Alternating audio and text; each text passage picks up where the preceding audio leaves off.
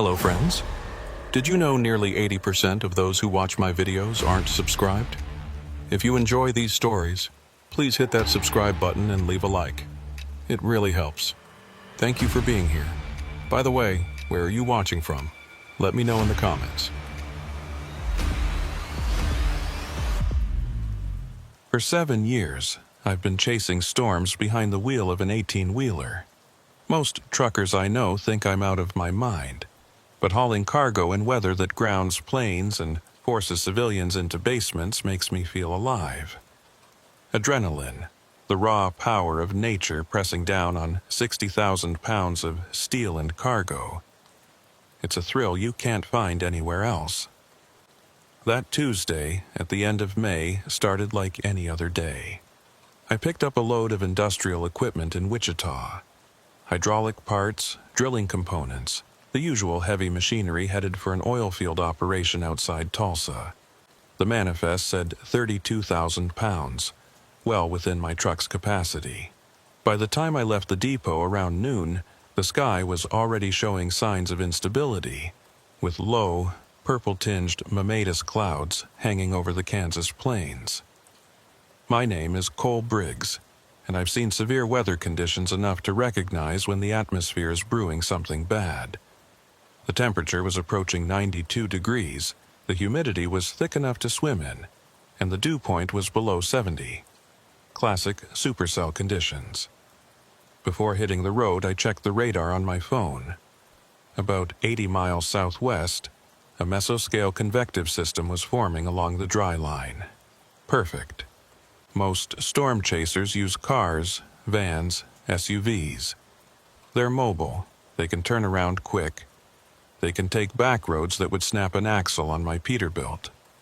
But I learned early on that if you know your rig, know your routes, and more importantly, know when to push and when to back off, you can get into positions those weekend warriors only dream about. Plus, I'm getting paid to be out here. The company doesn't need to know I sometimes take the scenic route through a squall line. I merged onto I-35 heading south, the CB radio crackling with the usual chatter. Truck stops, way stations, speed traps. I kept one ear on Channel 19 and the other monitoring weather frequencies on my handheld. The Storm Prediction Center had issued a moderate risk for severe weather across central Oklahoma and southern Kansas, with tornado watches likely by mid-afternoon. The drive started normal enough. Traffic was light for a Tuesday. Just the usual mix of semis hauling commerce across the heartland, and tourists who didn't understand that the fast lane isn't for sightseeing. I made good time through Wichita, watching the sky darken to the west. By 2 o'clock, I could see the anvil spreading out ahead of me, that characteristic mushroom shape of a mature supercell reaching into the stratosphere. Then my phone buzzed with a tornado warning for Sumner County. I grinned, right on schedule. I've always had this thing about storms. When I was a kid, growing up outside Oklahoma City, my dad would take me out to watch the weather roll in. He wasn't a chaser, he was an electrician, but he understood that some people just needed to see it.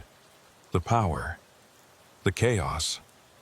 The reminder that for all our concrete and steel and technology, nature can still make us feel small. After he died when I was 19, I found myself drawn to the storms more and more. Started driving truck at 22, and it just made sense to combine the two. Why fight the weather when you can ride it? Why take boring routes when you can thread the needle between updraft bases and watch lightning strike so close you can smell the ozone? The radar showed the cell intensifying as I approached the Oklahoma border. I pulled off at a truck stop just south of Wellington to fuel up and check my tie-downs. The wind was already picking up, that pre-storm breeze that tastes like electricity and rain. A few other drivers were huddled under the awning, smoking and watching the western horizon go dark. "You planning on driving through that?" one of them asked, a heavy-set guy with a Schneider cap and a skeptical expression. "Planning on it," I said. He shook his head. You're crazy, man. They're talking baseball-sized hail. That's what load insurance is for. He walked away muttering something about death wishes and idiots. I didn't blame him. Most drivers would hole up for a few hours, wait for the storms to pass. But I'd checked the models that morning, studied the photographs and wind shear parameters. This system would be intense but fast-moving, and there was a gap I could exploit if I timed it right. I got back in the cab and pulled onto Highway 160, heading southwest toward the Kansas-Oklahoma line. This was the route I'd planned, a county highway that would take me south of the main cell, close enough to see the structure but hopefully avoiding the hail core. The radar showed the storm moving northeast at about 40 miles per hour, which meant I needed to maintain a parallel track. The sky was apocalyptic now.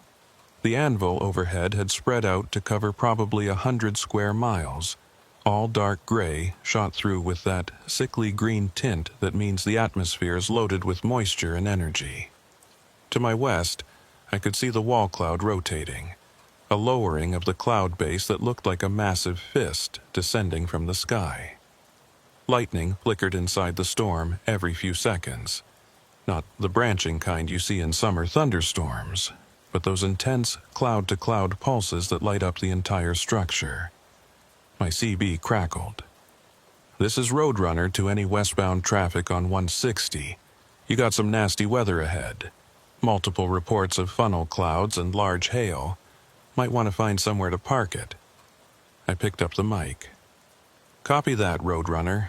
This is Storm Chaser. I'm tracking it on radar. Appreciate the heads up. There was a pause, then, Storm Chaser? You the crazy bastard who drives into these things? Guilty. Well, good luck, brother. Keep the shiny side up. I smiled.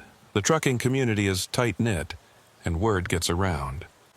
I'd earned a reputation over the years. Some thought I was reckless. Others respected the calculated risks I took.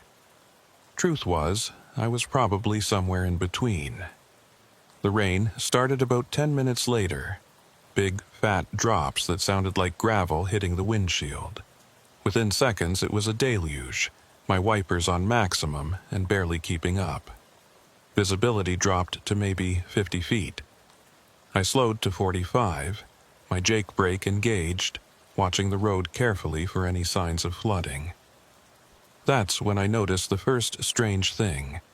My GPS showed Highway 160 continuing straight southwest for another 12 miles before intersecting with US 64. But on the screen, a thin gray line appeared. A road that wasn't there before. Or rather, a road that my GPS had never shown before. It branched off 160 about 3 miles ahead, heading almost due south. I frowned, zooming in on the display. The road had no designation, no county route number, just a thin line cutting through the empty space between townships. I'd driven this route maybe 30 times over the years, and I'd never seen that turnoff. Could be a mapping error, I thought. Or maybe a private access road that got added to the database. Farmers sometimes had deals with GPS companies to include their property roads for emergency access. But something about it bothered me. The line was too straight, too deliberate, and it appeared to run parallel to the storm's track, almost like it was drawn to follow the weather. I shook off the thought and focused on driving. The rain was getting worse, mixed with small hail now, pea-sized pellets that pinged off the hood. Through the gray curtain, I could see debris starting to blow across the road. Tumbleweeds, mostly, but also pieces of shingles and what looked like part of a barn door. The storm was getting close to producing. My weather radio squawked. The National Weather Service has issued a tornado warning for Harper County, Kansas, and Woods County, Oklahoma, until 4:15 p.m. Doppler radar indicated a severe thunderstorm capable of producing a tornado. This dangerous storm was located near Buffalo, moving northeast at 40 miles per hour. Hazards include tornado and baseball-sized hail. Flying debris will be dangerous to those caught without shelter. I was right in the path, but I'd planned for this. According to my calculations, if I maintained my current speed and heading, I'd slip south of the circulation before it crossed the highway. It would be close, maybe too close, but I'd driven through worse. The wind was really howling now, buffeting the trailer and making the rig sway. I could feel the weight shifting as gusts hit from different angles.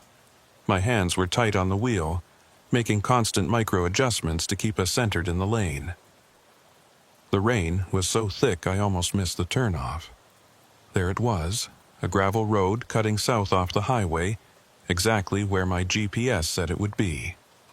And there was a sign, old and weathered, barely readable through the rain. County Road 1140. That was wrong. I knew all the county roads in this area, and there was no CR 1140.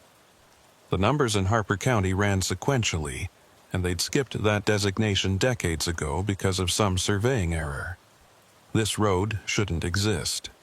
But there it was, and my GPS was now showing my route going down that road, like it had recalculated without me inputting anything.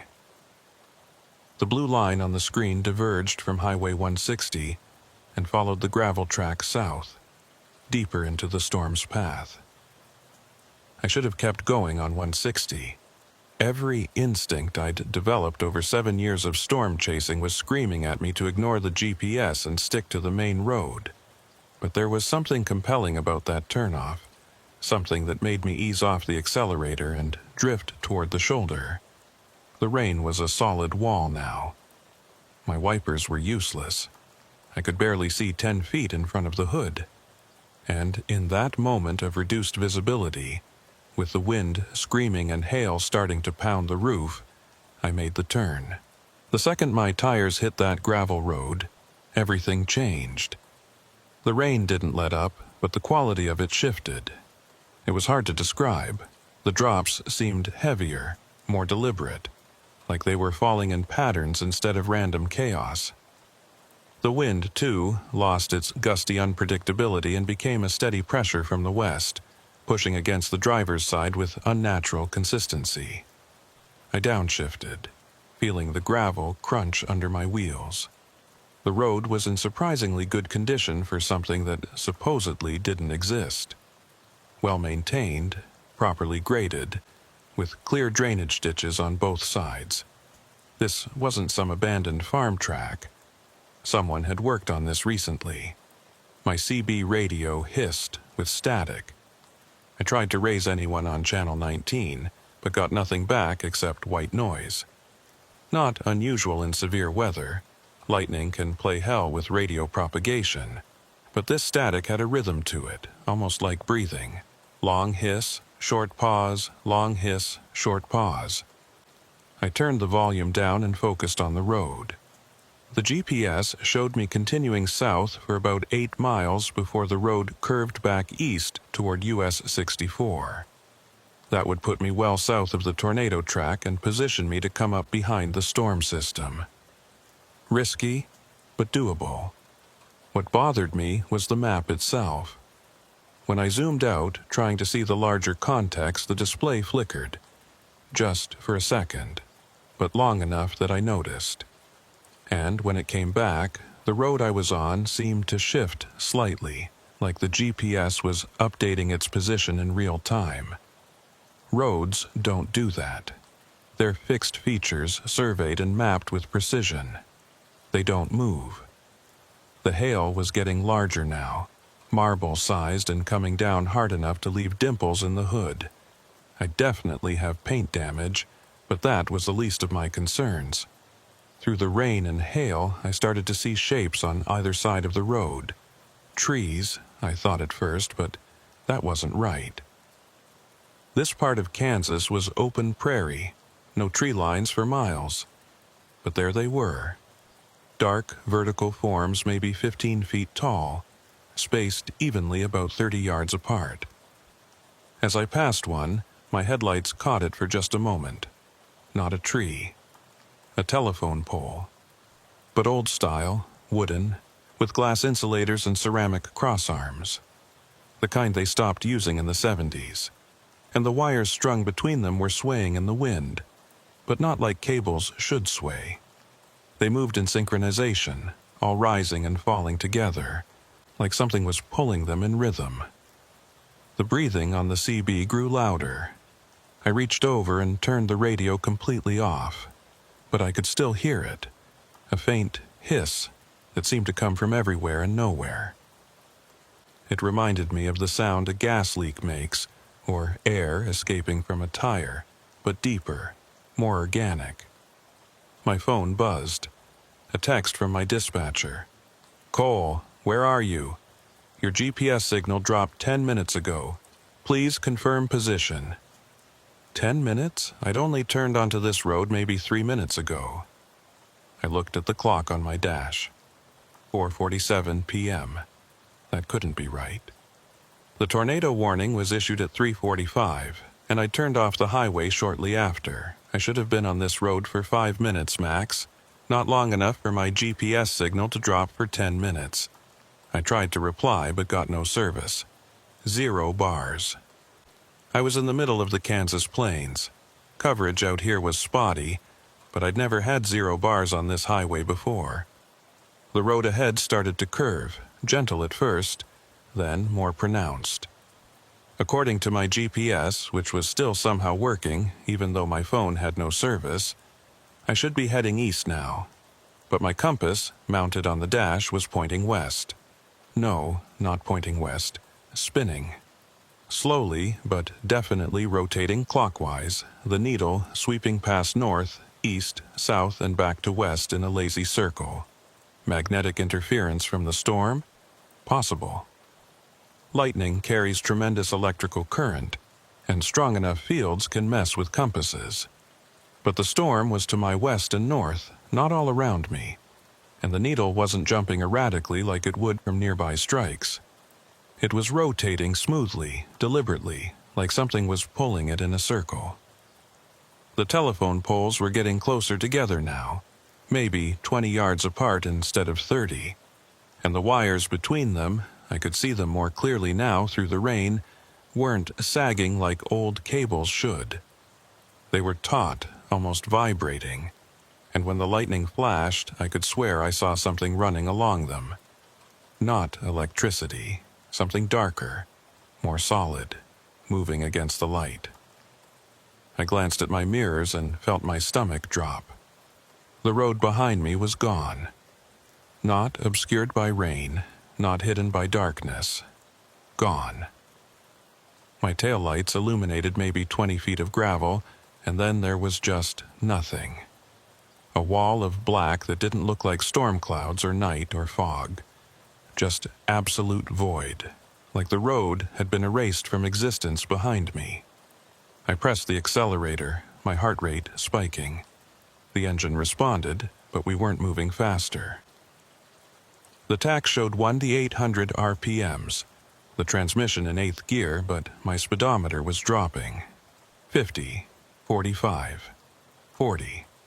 Like I was driving uphill, even though the road was flat. The breathing on the CB was getting faster now, more insistent. And underneath it, I started to hear something else. A voice. Not words exactly, but the rhythm of speech like someone talking in a language I couldn't quite parse. The cadence rose and fell, always just on the edge of comprehension.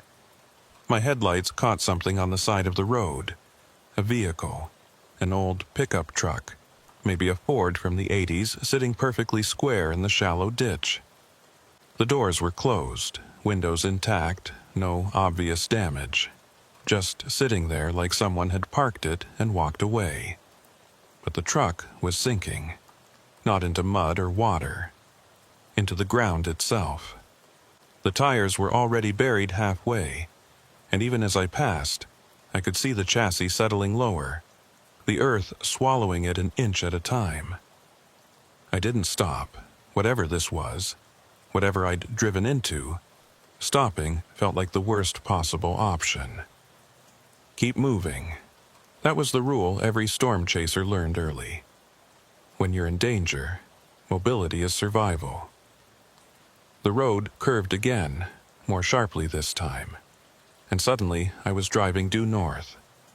My compass was still spinning, but the road was definitely heading back toward the storm. I could see the wall cloud through the windshield now, closer than it should be, closer than any storm structure should be able to get in 3 minutes of driving. No, I realized, I wasn't approaching it. It was approaching me. The entire supercell was shifting, rotating, the mesocyclone turning like a massive gear, and somehow this road was caught in its motion. The wall cloud stretched across the entire northern horizon, maybe 2 miles wide, rotating visibly now with that slow, grinding power that always made my mouth go dry. And there was something wrong with the rotation. Storms in the northern hemisphere rotate counterclockwise, driven by the Coriolis effect and wind shear. It's as fundamental as water draining counterclockwise in a sink. But this wall cloud was rotating the wrong direction. Clockwise. Slowly, majestically, impossibly, grinding clockwise against every law of atmospheric physics I knew. The voice on the CB was louder now, definitely words, definitely English, but filtered through so much static and interference that I could only catch fragments. Line follows the, shouldn't have taken, count the poles. Count the poles? I looked at the telephone poles flashing past in my headlights. They were even closer now, maybe 15 yards apart. As I watched, one of the wires between them snapped. Not from wind or weight, but snapped cleanly like it had been cut. The severed ends whipped in the wind, and that dark shape I'd seen earlier ran along the remaining wires, moving toward the next pole with purposeful speed. My phone buzzed again. Another text from dispatch, but when I glanced at it, the message was garbled. Yes, sir. GPS and now. D since my hands ego. Paya. See pause. And the corrupted text made my skin crawl. I tried to reply again, pecked out a message with one hand while keeping my eyes on the road. I'm okay, on detour, we'll update soon. But when I hit send, my phone froze. The screen showed the message sending, the progress bar stuck at about 73%. And then the phone just died. Not low battery, I'd charged it that morning, just dead. The screen going black like someone had reached into the circuits and flipped a switch. The rain was changing now. Still heavy, still reducing visibility to almost nothing, but the drops were larger, more irregular. I realized with growing horror that they were hitting the windshield in patterns. Not random impacts, but sequences. 3 hits on the left, pause, 2 hits in the center, pause, 3 hits on the right. Over and over, the same pattern, like something was tapping out a code on the glass. The road straightened out, running perfectly north now, aimed directly at the heart of that wrong-way rotating wall cloud. My speedometer was reading 25 miles per hour, even though I had the accelerator floored and the engine was screaming. The tach was pushing redline, but we were crawling, and the road was rising, not a hill, not a grade. The gravel was literally tilting upward ahead of me, the surface buckling and lifting like something underneath was pushing it up. I could see the peak maybe a quarter mile ahead, the road cresting against the storm-black sky, and beyond it, nothing. Just that same absolute darkness I'd seen in my mirrors. The telephone poles had become a blur now, maybe 10 feet apart. The wires strung so close together they formed almost a solid wall on either side of the road. The dark shapes were everywhere now, hundreds of them, moving along the wires in coordinated patterns, weaving in and out. They almost looked like... No, I wasn't going to think about what they looked like. My compass stopped spinning. The needle pointed straight up, perpendicular to the horizontal plane of the gauge. That wasn't possible. Compasses don't point up. But there it was, the needle straining against its housing, trembling with the effort of pointing toward something above me. I looked up through the windshield at the wall cloud, and I saw it. In the center of the rotation, in the core of that clockwise grinding mesocyclone, there was a gap. Not a funnel, not a pendant cloud formation. A perfect circular gap in the cloud deck, maybe 100 feet across, and through it I could see. I don't know what I saw. Colors that shouldn't exist. Geometries that hurt to look at. The suggestion of vast movement in spaces that should have been empty sky. The breathing on the CB resolved into words. The line follows, the line follows, the line follows the line. My hands were locked on the steering wheel so tight my knuckles had gone white.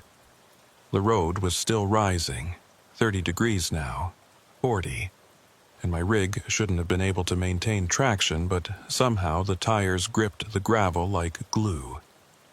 The peak was close, maybe 100 feet, and beyond it, that wall of nothing waiting to swallow me. I should have jammed on the brakes, should have thrown the transmission into reverse, jackknifed the trailer if I had to, done anything to stop this forward momentum. But I couldn't. My foot was frozen on the accelerator, my hands immovable on the wheel. Not paralyzed, I could feel everything, could feel the vibration of the engine and the texture of the steering wheel grip. But some part of my brain that controlled voluntary movement had been shut off, locked down, relegated to passenger status while something else drove. The CB voice changed, became clearer, lost its static filter. Count the poles, Cole. Count them before you cross. How did it know my name? The telephone poles were a continuous fence now, maybe 3 feet apart. The wires so densely packed they formed a solid curtain. The dark shapes on the wires had stopped moving. They were all aligned now, all facing the road, arranged in perfect symmetry on both sides. Watching, waiting. Count them! The voice screamed through the CB, and this time I recognized it. It was my father's voice. Dad, dead for 16 years, shouting at me through a CB radio in the middle of a storm that shouldn't exist on a road that couldn't be real. I started counting. The poles flashed by so fast I could barely track them, but I counted anyway. 1, 2, 3, 4, 5. The numbers built in my head, stamped themselves into my consciousness with each passing post. 23, 24, 25. The peak was right there, 10 feet away, the road cresting into that impossible darkness.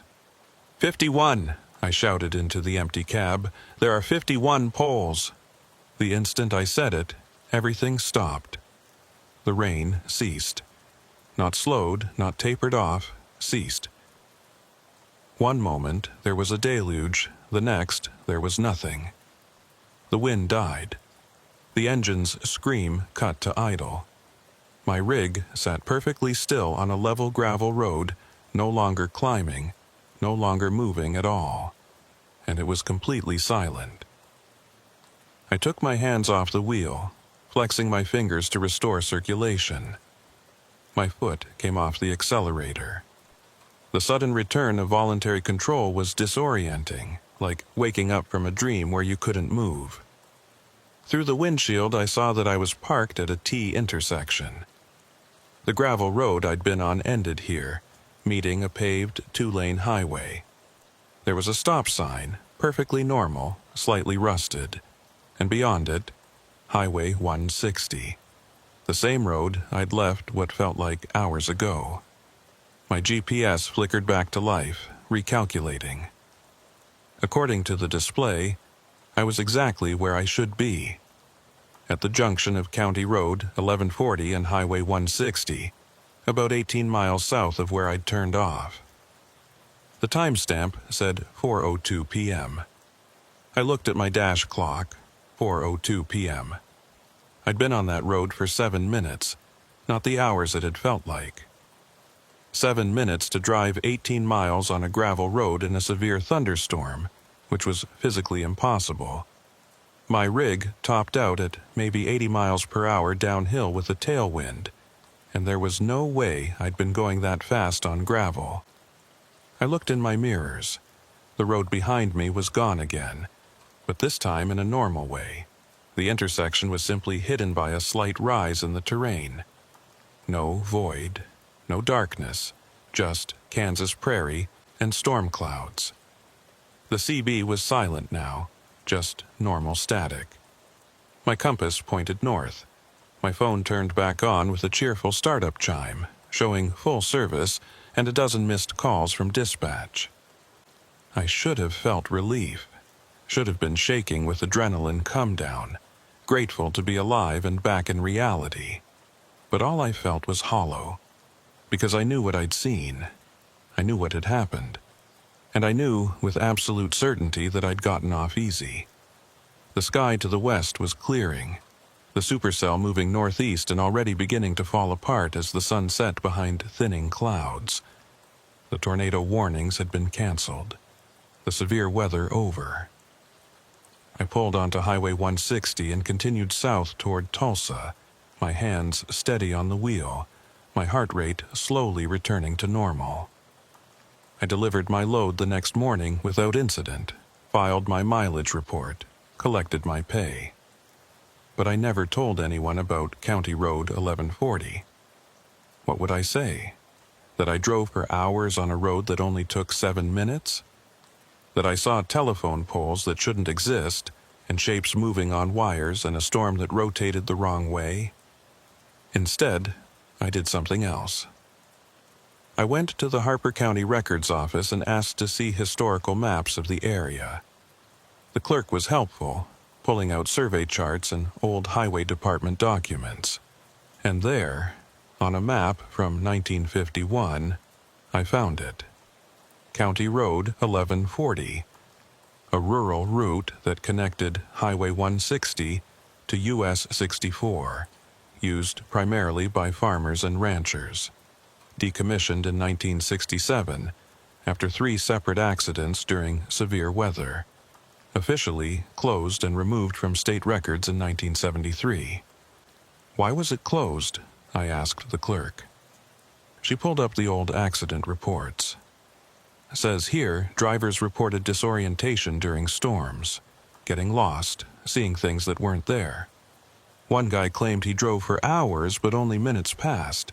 They figured it was something about the topography, maybe magnetic deposits in the soil playing tricks on people's instruments. Did anyone die? She scrolled through the documents. No deaths, but everyone who drove that road during bad weather reported the same things. Confusion, time distortion, seeing... She squinted at the faded text. Seeing shapes moving along the telephone lines. I felt cold sweat break out across my back. What kind of shapes? Doesn't say. Just says multiple witnesses reported dark shapes moving in coordination along the telephone wires. Power company inspected the lines, found nothing wrong. Still, after the third incident, the county decided to just close the whole road, rerouted traffic to safer highways. But the road is still there, I said. I drove it yesterday. She frowned. That's impossible. The road was plowed under in 1974. They planted over it, returned it to prairie. There's no physical road anymore. I thanked her and left, my mind reeling, because I knew the road was real. I had gravel dust in my wheel wells and a crack in my windshield from the hail to prove it. I'd driven every inch of those impossible 18 miles. That night, I pulled up weather archives for the day I'd been there. And that's when I found the last piece of the puzzle. There had been a severe weather outbreak on May 28th, exactly as I remembered. Multiple tornadoes, large hail, high winds. But according to NOAA's Storm Prediction Center records, there had been an anomaly, a small, isolated line of thunderstorms that appeared on radar for approximately 7 minutes before vanishing. The meteorologists noted it in their post-event analysis as a technical glitch, a radar error, probably caused by a software bug or interference from a nearby transmission tower. But I pulled up the radar loop from that afternoon, and there it was. At exactly 3:55 p.m., a thin, impossibly straight line of echoes, running almost perfectly north-south along the Kansas-Oklahoma border. It didn't move like normal storms moved. It didn't rotate or propagate or evolve. It just existed, a static line on the radar, for 7 minutes. And then it disappeared. No meteorologist could explain it. No weather service could account for it. The official position was that it was a technical error, a ghost echo, meaningless data. But I'd driven through it. I'd felt the rain that fell in patterns and heard the voice on the CB and counted those telephone poles. I'd seen that wrong-way rotating wall cloud and the impossible gap in its center. The file from NOAA had one more note, buried in the technical details. During those 7 minutes, GPS signals in the immediate area had experienced errors. Dozens of commercial vehicles, trucks mostly, had reported their navigation systems glitching, showing routes that didn't exist, roads that had been decommissioned decades ago. Most of them had ignored their GPS and stayed on the main highways, but a few had turned off, following those phantom roads. And for those few, time had worked differently. 7 minutes on the clock, but hours in their memories. 7 minutes on radar, but miles of impossible driving. I was one of them.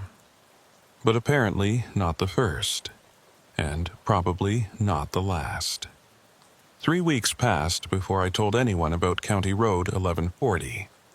I'd been avoiding dispatch, taking loads that kept me in the eastern half of the country, far from Kansas and Oklahoma and that whole cursed stretch of Highway 160.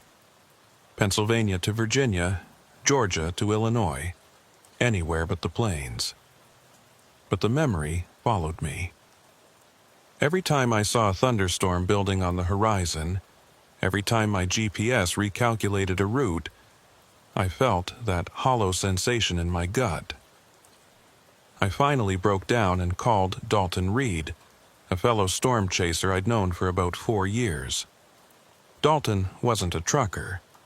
He made his living selling storm footage to news stations and weather channels, but he understood the pull of severe weather. He'd been in the situations where the atmosphere did things that shouldn't be possible, seen phenomena that conventional meteorology couldn't explain. We met at a truck stop outside Springfield, Missouri, on a humid afternoon in mid-June. Dalton pulled up in his chase vehicle, a lifted Ford Expedition bristling with antennas and camera mounts. He'd gotten more serious about his equipment lately, I noticed. Dual dash cams, a 360-degree recording system, even what looked like a lightning trigger sensor mounted on the roof rack. "Cole!" He climbed out and shook my hand. "Been too long, man. Heard you've been staying east of the Mississippi. Thought you lived for Great Plains storms. Had a weird experience," I said. "Need to talk to someone who won't think I'm losing it." We grabbed coffee and I told him everything. The wrong road, the telephone poles, the breathing on the CB. His expression shifted from amused to concerned to deeply unsettled as I walked him through the details. When I finished, he was quiet for a long moment, stirring his coffee absently. "The radar anomaly," he finally said. "You're sure about the date and time?"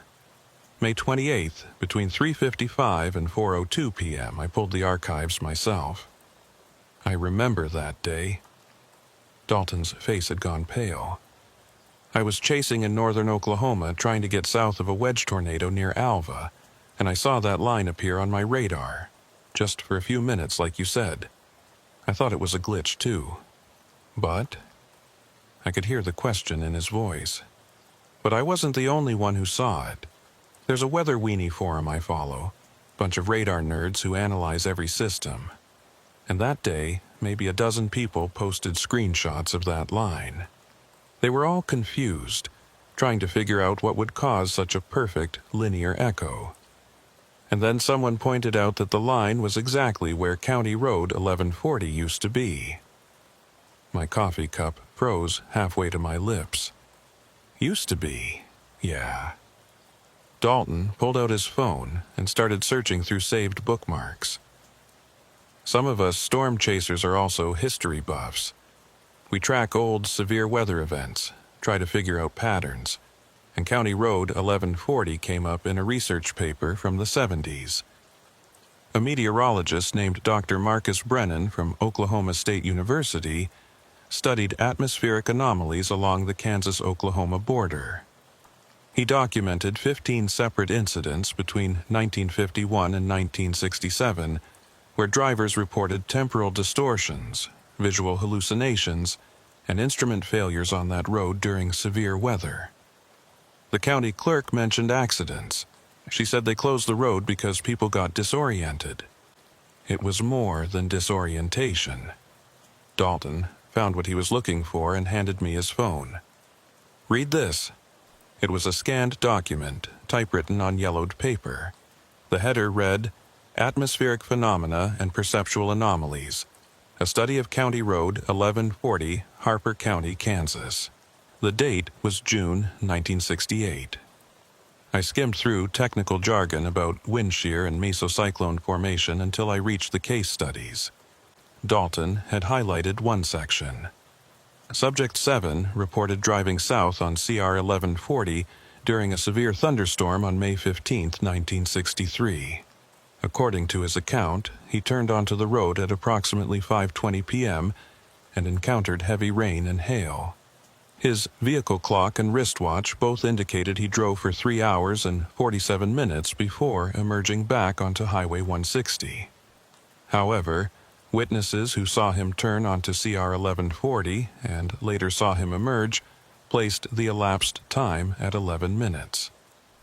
When confronted with this discrepancy, Subject 7 became agitated and insisted his timepieces were correct. He described seeing organized movement along the telephone wires and hearing rhythmic sounds on his AM radio that seemed to count in sequence. I felt my hands shaking slightly as I read. This happened before. Multiple times, according to Brennan. But here's the really weird part. Dalton took his phone back and scrolled to another section. Every single incident occurred during severe weather, and every single incident happened during a specific type of storm, supercells with strong rotation but no tornado production. The atmosphere was primed, the dynamics were perfect, but the storms never dropped funnels. Like the storm I drove through? Exactly like the storm you drove through. Dalton leaned back in his chair. Brennan had a theory, but it got him laughed out of academia. He proposed that under specific atmospheric conditions, the electromagnetic fields generated by rotating updrafts could interact with the geological features, mineral deposits, fault lines, that sort of thing, to create what he called temporal displacement zones, areas where the normal flow of time becomes elastic. I stared at him. "You're telling me a thunderstorm can bend time?" "I'm telling you that's what Brennan thought, and it destroyed his career. He couldn't prove it, couldn't replicate it under controlled conditions. But he documented 15 cases where drivers experienced exactly what you experienced. Time dilation, perceptual anomalies, seeing things that shouldn't exist. What happened to him, Brennan?" Dalton's expression darkened. "He died in 1974, drove into a supercell in Harper County and never came out. They found his car 3 days later, parked on a county road that had been closed for 7 years. His watch had stopped at 7:41 p.m. His car's odometer showed he'd driven 187 miles, but he was less than 10 miles from where witnesses last saw him." A chill ran through me, despite the humid afternoon air. "They found him in the car?" "No, the car was empty. Keys in the ignition, engine off, no signs of struggle. They searched the area for weeks, never found a trace." We sat in silence for a while, watching trucks pull in and out of the parking lot. normal freight haulers living normal lives, completely unaware that something impossible was lurking out there in the storm tracks. "So what do I do?" I finally asked. "Just avoid that whole region? Never chase storms in Kansas again?" "I don't know, man." Dalton rubbed his face tiredly. "Part of me wants to say yes, play it safe, but another part—" He trailed off, looking almost embarrassed. "Another part wants to go back," I finished for him. He nodded slowly. "I've been chasing for 10 years, Cole. I've seen amazing things. Wedge tornadoes, mammoth fields that looked like alien landscapes, lightning that defied physics. But I've never seen anything that suggested the universe works differently than we think it does. This county road thing. If it's real, if Brennan was onto something, it means there are aspects of severe weather we don't understand at all. It also means people disappear," I pointed out. "Yeah, there's that." We finished our coffee and walked out to the parking lot. The western sky was building already, cumulus towers pushing up into the mid-levels. By evening, there'd be storms, probably severe. I felt the familiar pull, that urge to get in my rig and drive toward the darkness instead of away from it. "Do me a favor," Dalton said as we reached his expedition. "If you ever go back to that area during severe weather, and I know you will, because guys like us can't help ourselves, call me first. I want to document this. Proper scientific observation, multiple instruments, everything recorded. If that road appears again on radar, I want to be there." "You're insane," I said. "Look who's talking." He drove off, leaving me standing in the truck stop parking lot with a head full of questions and no good answers. I thought about Brennan, obsessed with his temporal displacement theory, ultimately driving into the very phenomenon that killed his career. I thought about those telephone poles and the shapes moving along the wires. I thought about my father's voice coming through the CB, impossibly clear. "Count the poles, Cole." Why had I needed to count them? What would have happened if I hadn't? I pushed the thoughts away and climbed back into my rig. I had a load of automotive parts bound for Omaha, a straightforward run-up I-35 with no severe weather in the forecast. Safe, normal, boring. But as I pulled onto the interstate, I couldn't stop checking my weather app, watching the radar for any sign of those characteristic thin lines. And deep down, beneath the fear and rational self-preservation, I felt anticipation. Because Dalton was right. Guys like us can't help ourselves. We always go back. The summer progressed, and I managed to avoid western Kansas entirely. I took loads through Colorado, Nebraska, even did a few runs into West Texas, but I always routed around that specific stretch of border country. Dispatch didn't question it. Truckers have preferences about routes, and as long as you deliver on time, nobody cares which roads you take. But the dreams started in July. Always the same. I'm driving on County Road 1140, watching those telephone poles flash by, counting them over and over. Sometimes I get to 51 and everything stops like before. Other times I lose count and have to start over, and the poles just keep coming, infinite, stretching into darkness.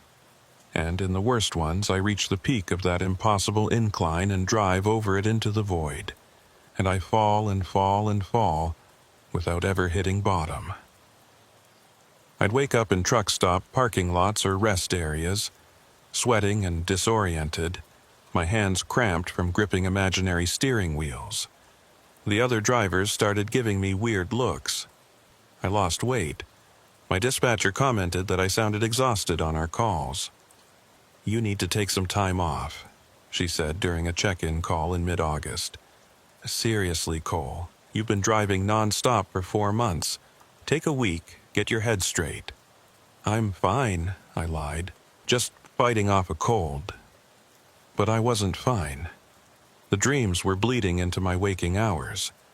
I'd be cruising down I-80 or I-70, normal highway driving, and suddenly my GPS would flicker and show roads that weren't there. Just for a second. Just long enough to make me doubt what I was seeing. And my compass. I couldn't stop watching my compass. Sometimes the needle would twitch just slightly, pointing toward something that shouldn't exist. Then came the night in Salina, Kansas. I wasn't supposed to be in Kansas at all. My route should have taken me through Nebraska, well north of the danger zone. But a last-minute load came through.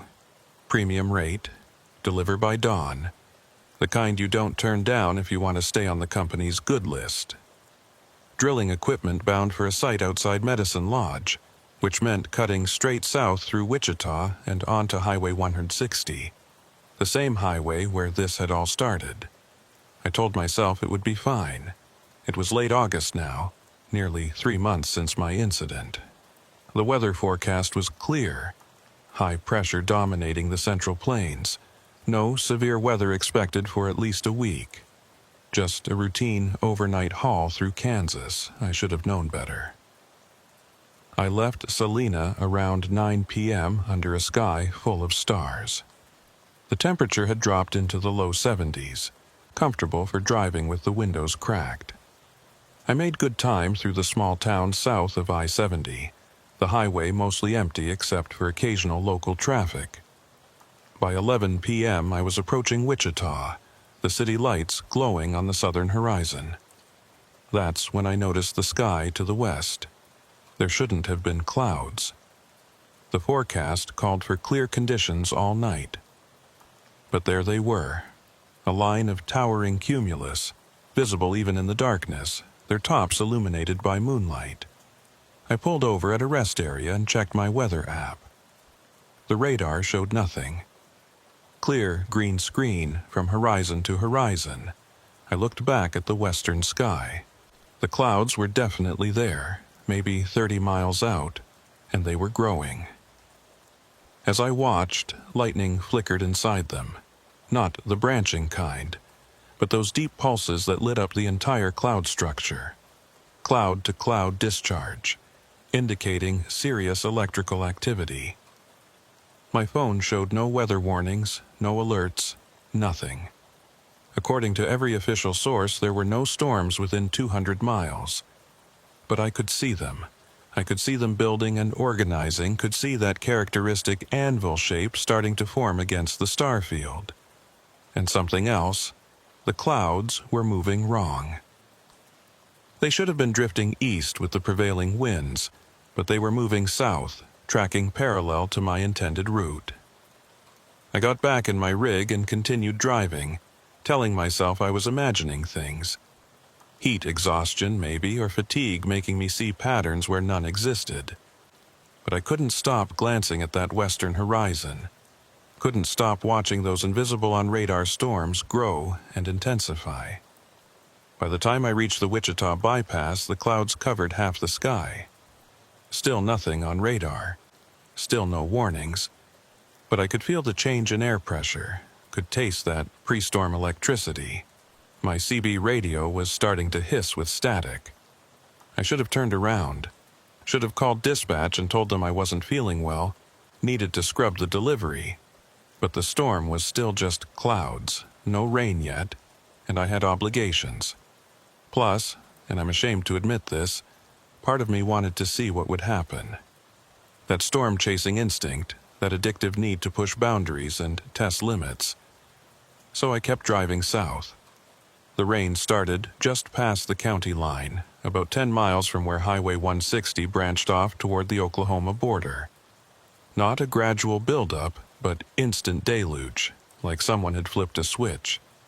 1 second clear highway, the next a wall of water. My wipers couldn't keep up even on maximum speed. And there, flickering on my GPS screen, was County Road 1140. It appeared exactly like before. A thin gray line branching south from Highway 160, unmarked and impossible. My GPS was already recalculating, trying to route me onto that road.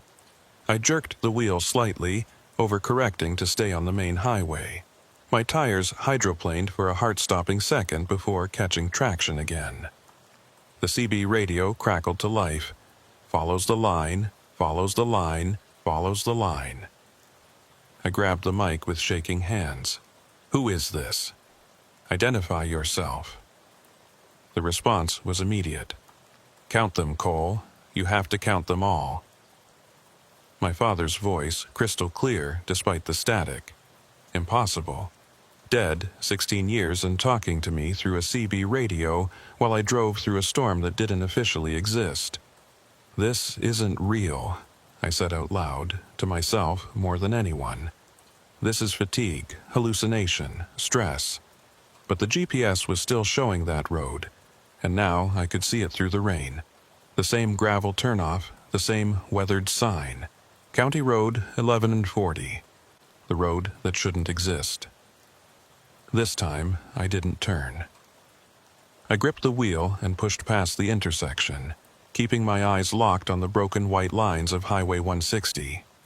The rain intensified, hail mixing in, marble-sized at first, then growing larger, baseball-sized impacts that spiderwebbed my windshield. I should have pulled over, should have found shelter, but I kept driving, because behind me, visible in my mirrors, the road was following me. County Road 1140 wasn't staying at the intersection. It was growing, extending, pacing my rig like a predator stalking prey.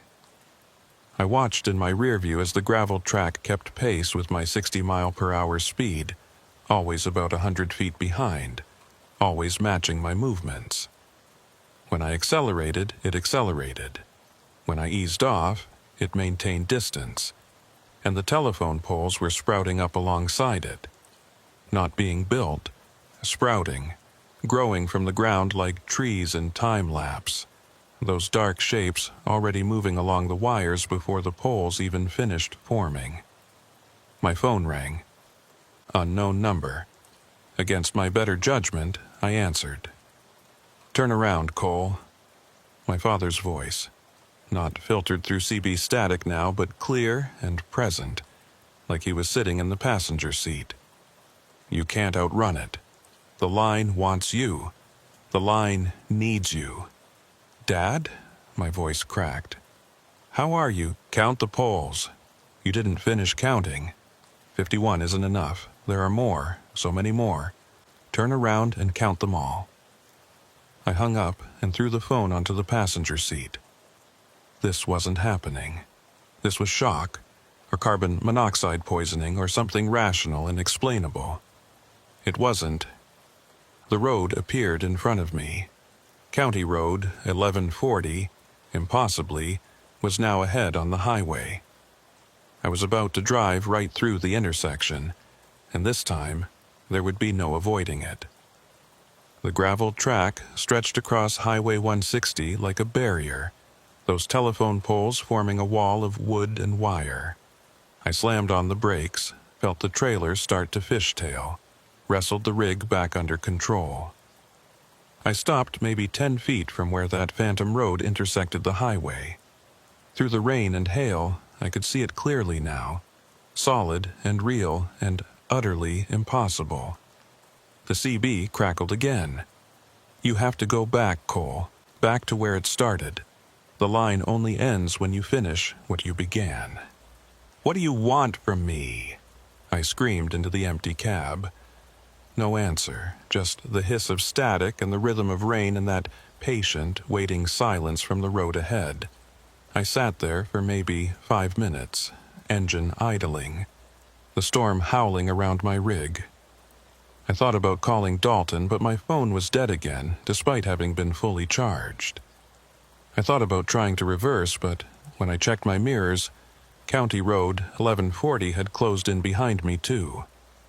I was boxed in, trapped between two instances of the same impossible road.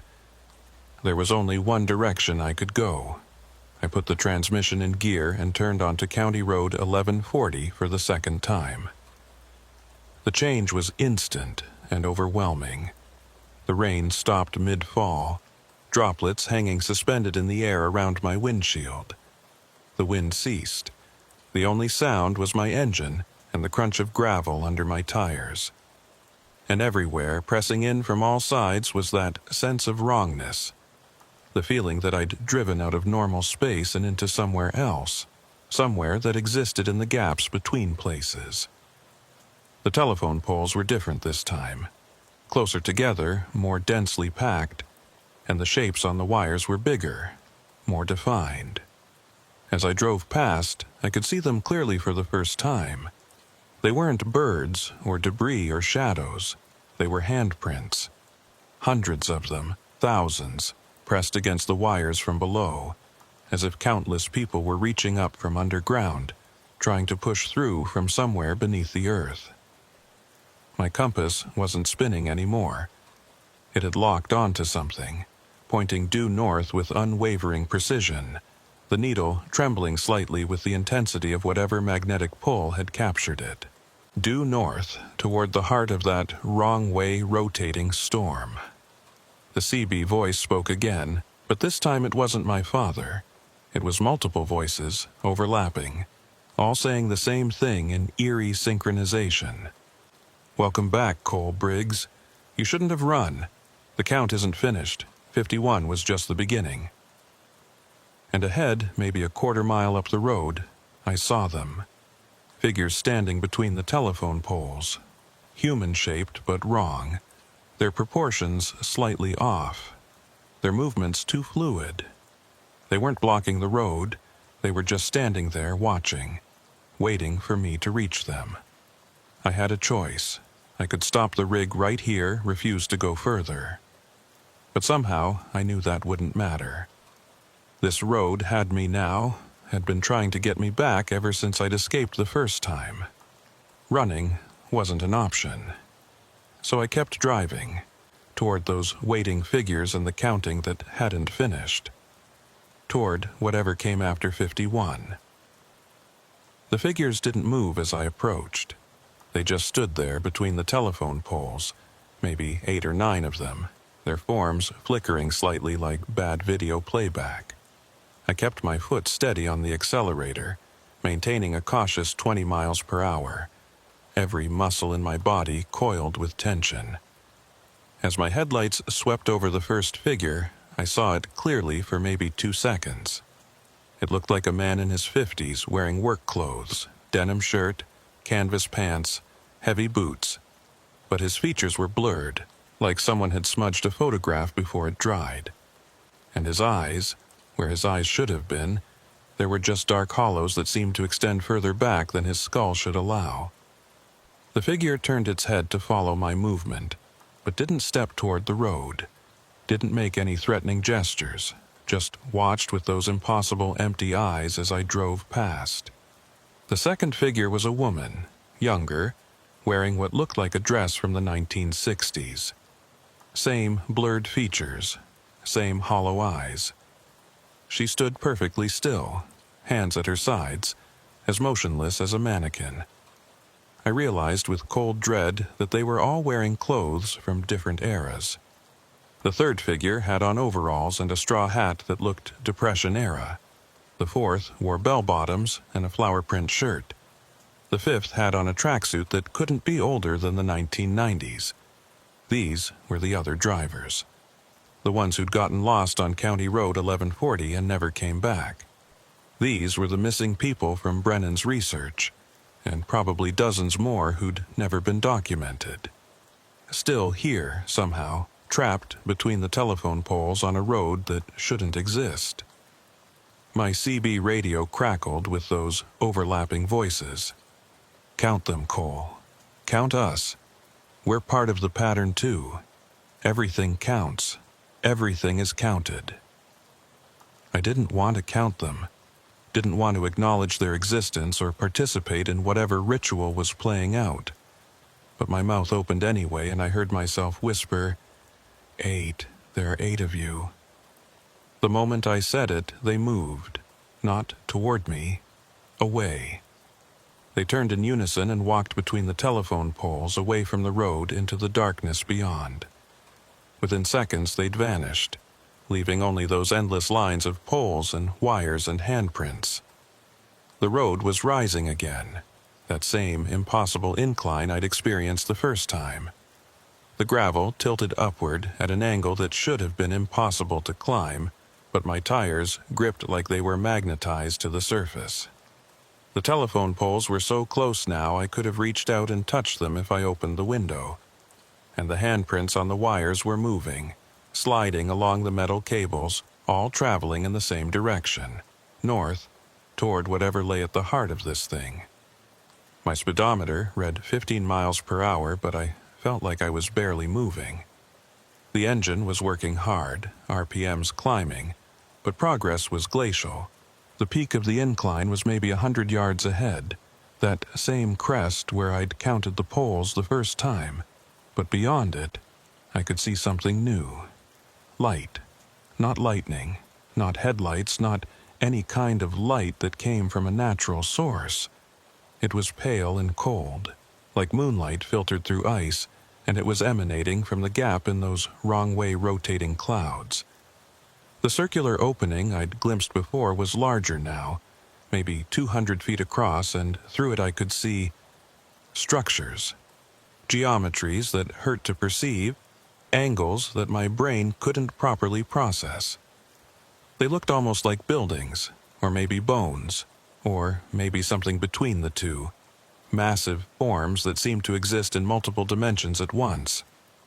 The CB voices were constant now, an overwhelming chorus. The line follows, the pattern follows the count. Follows the line, follows the pattern, follows the count. Stop! I shouted. Just stop talking and tell me what you want. The voices ceased instantly. For maybe 10 seconds there was perfect silence except for my laboring engine. Then a single voice spoke, clear and human and utterly devoid of emotion. We want you to finish. Finish what? The count, the sequence. The pattern has been interrupted for 54 years. You counted correctly the first time. 51 poles, one for every year since the line was closed in 1973. But you stopped. You didn't complete the sequence. You have to count backwards now, Cole. From 51 to 0. You have to uncreate what should never have been created. I don't understand. The road is a wound, a tear in the way things should be. Every storm that forms along the line pulls it open wider. Every driver who takes the wrong turn becomes part of it, bound into the pattern. The only way to close the wound is to count it closed. 51 poles forward, 51 poles backward. The sequence completes itself and the line can heal. I stared at the peak ahead, at that otherworldly light spilling through the gap in the clouds. And if I don't, then you join us. Another hollow-eyed figure between the poles waiting for the next storm, the next driver, the next failed attempt to close the wound. This is the 54th driver to try, Cole. 54 attempts over 54 years. You're our best chance in a long time. You almost finished it the first time. You can finish it now. 54 drivers. 54 people who'd tried and failed to do whatever this impossible task required. I thought about Brennan, about his research and his theories. Had he figured it out? Had he come out here and tried to count the poles, tried to close this wound in reality? Is that why he'd never been found? What happened to Dr. Brennan? I asked. A pause. Then, he counted to 47 before he lost his concentration. He's the man in the work clothes. You passed him back at the beginning. Jesus Christ. Brennan had been one of those figures, trapped here for 50 years, waiting for someone to complete what he'd started. Why me? I asked. Why am I the one who can supposedly do this? Because you're a storm chaser. You understand the patterns. You've felt the pull your whole life. Your father knew it too. That's why he taught you to observe, to respect the power of severe weather. He was preparing you, even if he didn't realize it. The line called to him too, but he died before it could claim him. Now it's calling to you. Finish what he would have finished. The peak was close now, maybe 50 yards. I could see that the road continued beyond it, descending into a valley that should have been Kansas prairie but looked like something else entirely. The ground was dark and smooth, almost glassy, reflecting that cold light in fractured patterns. And in the distance, arranged in perfect lines, were more telephone poles. Dozens of them, maybe hundreds. But I could count them from here. Even through the weird distortion of that light, I could see exactly how many there were. 51. Of course, there were 51. I have to drive through all of them? I asked. Count all 51 poles in reverse. Yes, but you can't just speak the numbers. You have to understand them. Feel them, know them. Each pole represents a year of wrongness. A year the wound has been open, your collapsing time, Cole. Folding the years back into themselves. It takes concentration. It takes will. And if you lose count, even for a second, you start over from the beginning. I looked at my hands gripping the steering wheel. They were shaking slightly. I thought about those 8 figures I'd passed. About Brennan, trapped in his work clothes for 50 years. About 53 other drivers who'd failed to complete this count. What happens if I succeed? I asked. The wound closes. County Road 1140 ceases to exist in any meaningful sense. It becomes just another patch of prairie, indistinguishable from the surrounding terrain. The storms stop forming the wrong way. The temporal distortions end. Everyone trapped here, all 54 of us, can finally move on. And what happens to me? A longer pause this time. Then quietly, we don't know. No one has ever succeeded. But you'll either emerge back onto Highway 160 exactly where you turned off, or you become the 55th figure between the poles. There's no middle ground, Cole. You either close the wound completely or you fail completely. Those are the only 2 outcomes. I'd reached the peak. My rig crested the impossible incline and started down into that valley of wrong light and dark earth. The 51 telephone poles stretched ahead of me, evenly spaced, waiting to be counted backward. 51 to 0. Uncreating each year of wrongness, collapsing the temporal wound, healing the tear in reality. No pressure or anything. I took a deep breath and started driving down into the valley. The descent felt like falling, even though I was in complete control of the rig. My stomach dropped, that roller coaster sensation of gravity shifting. The cold light was all around me now, playing across my windshield in patterns that looked almost like writing in languages I couldn't read. I passed the first pole. The handprints on its wires were pressed so hard against the metal that the wires were bending under the pressure, creating harmonics that sang in frequencies that made my teeth ache. 51, I said aloud, making my voice strong and clear.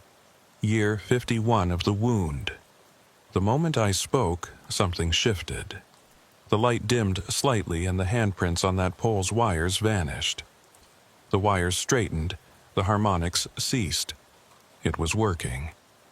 I kept driving, maintaining that steady 20 miles per hour. The second pole approached.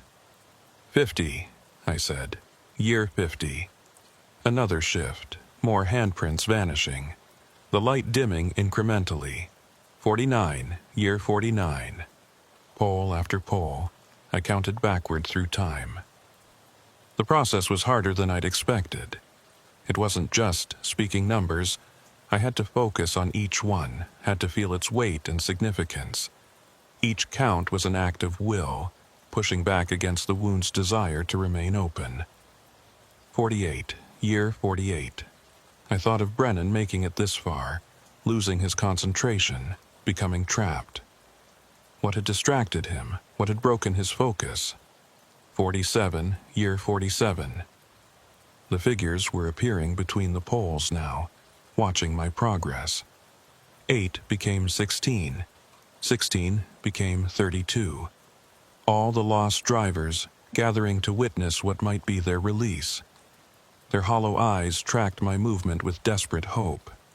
46, year 46. My arms were starting to ache from gripping the wheel so tightly. The valley around me was changing, becoming less solid, more fluid.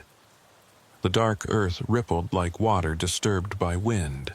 Those structures I'd seen through the gap in the clouds were becoming more visible, looming larger, their impossible geometries pressing down on my perception. 45, year 45. Halfway done, keep going. 44, year 44. The CB radio erupted with sound. Not voices this time, but music.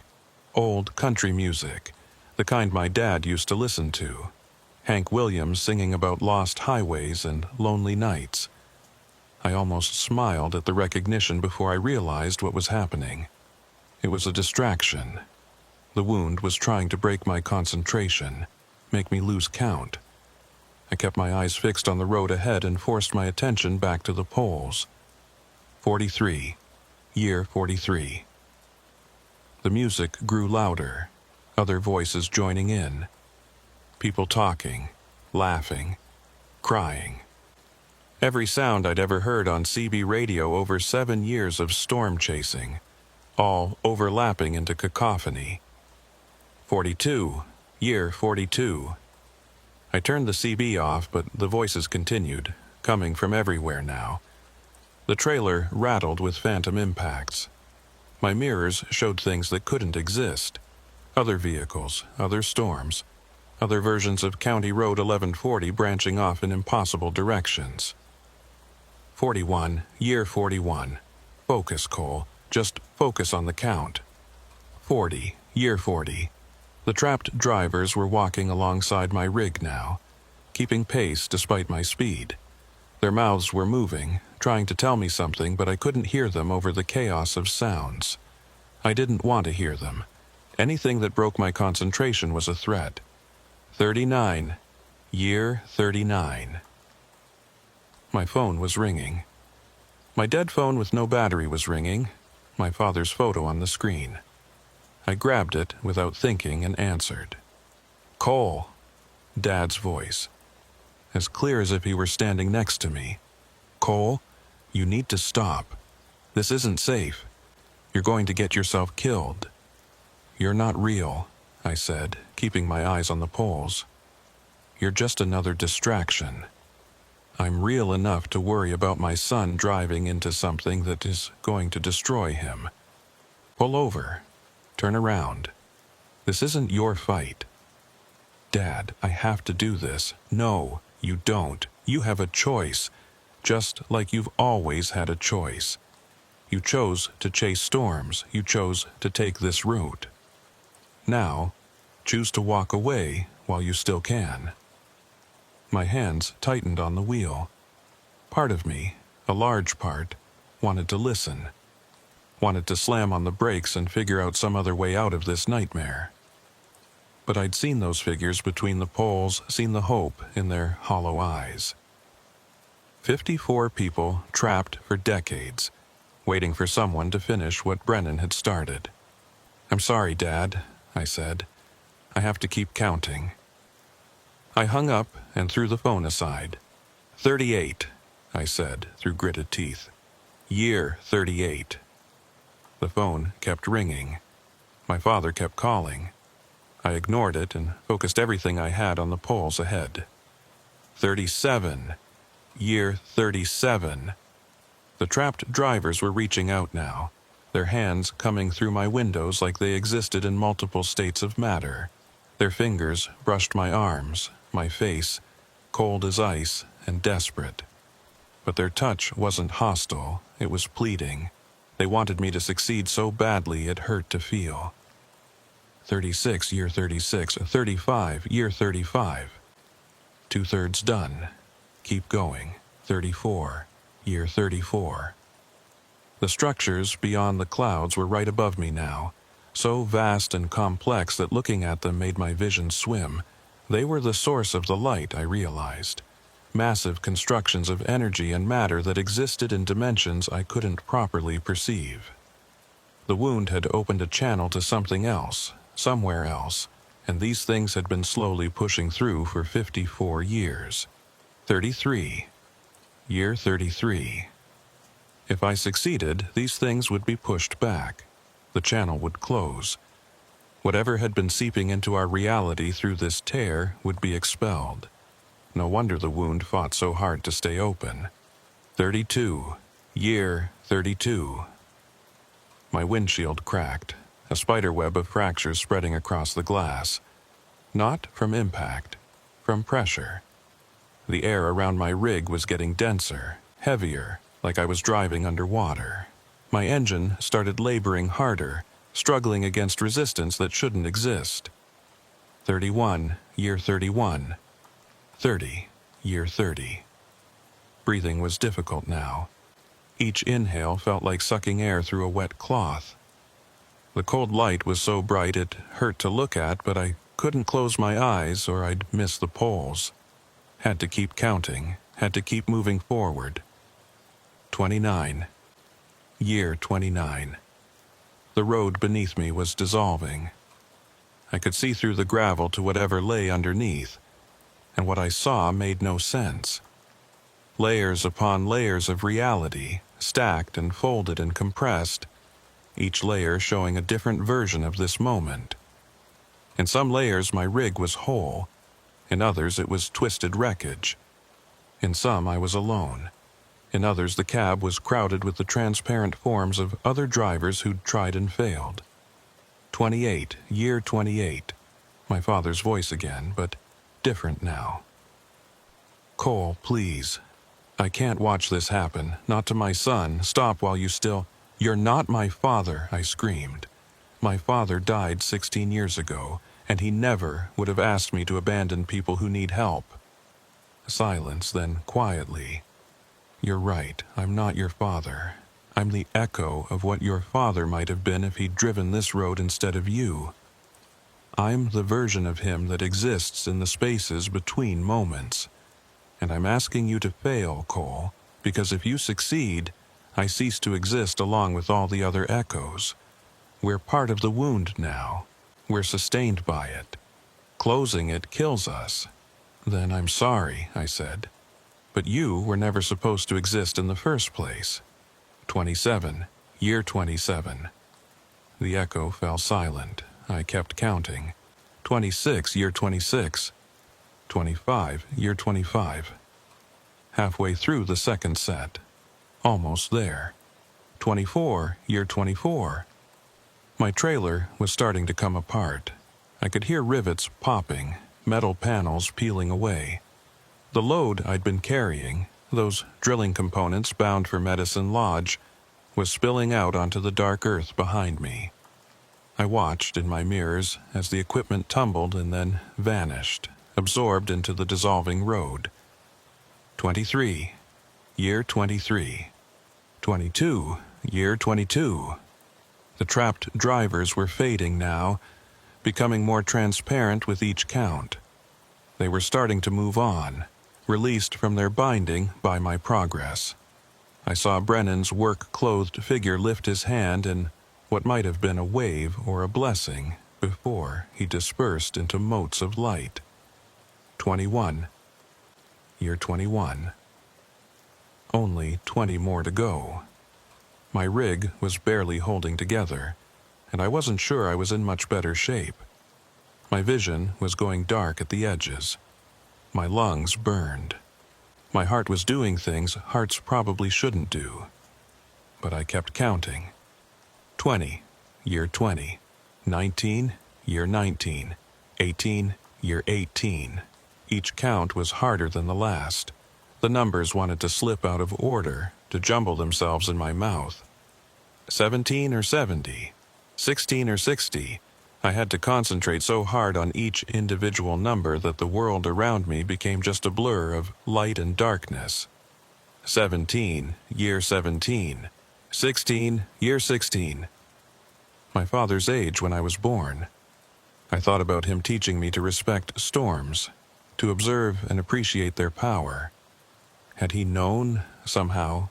Had he sensed that his son would someday need these lessons for something much stranger than simple weather appreciation? 15. Year 15. 14. Year 14. 13. Year 13. My phone stopped ringing. The voices on the CB ceased. The pressure around my rig began to ease slightly. The wound was accepting defeat, preparing to close. Just a few more counts. 12. Year 12. 11. Year 11. 10. Year 10. Single digits now. So close. 9. Year 9. 8. Year 8. The structures above me were receding, pulling back through the gap in the clouds. That cold light was dimming. The dark earth was solidifying back into normal prairie soil. 7. Year 7. 6. Year 6. 5. Year 5. The telephone poles behind me were vanishing as I passed them, erasing themselves from existence. The wound was collapsing inward, following my count, sealing itself year by year. 4. Year 4. 3. Year 3. 2. Year 2. One pole left, the final count, the moment that would either free me or trap me forever. I took a deep breath and looked ahead to that last telephone pole.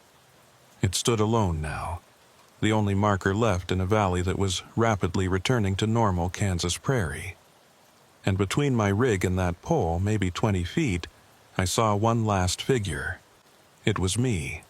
Another version of me, slightly translucent, wearing the same clothes, driving the same rig. This was the version that would exist if I failed.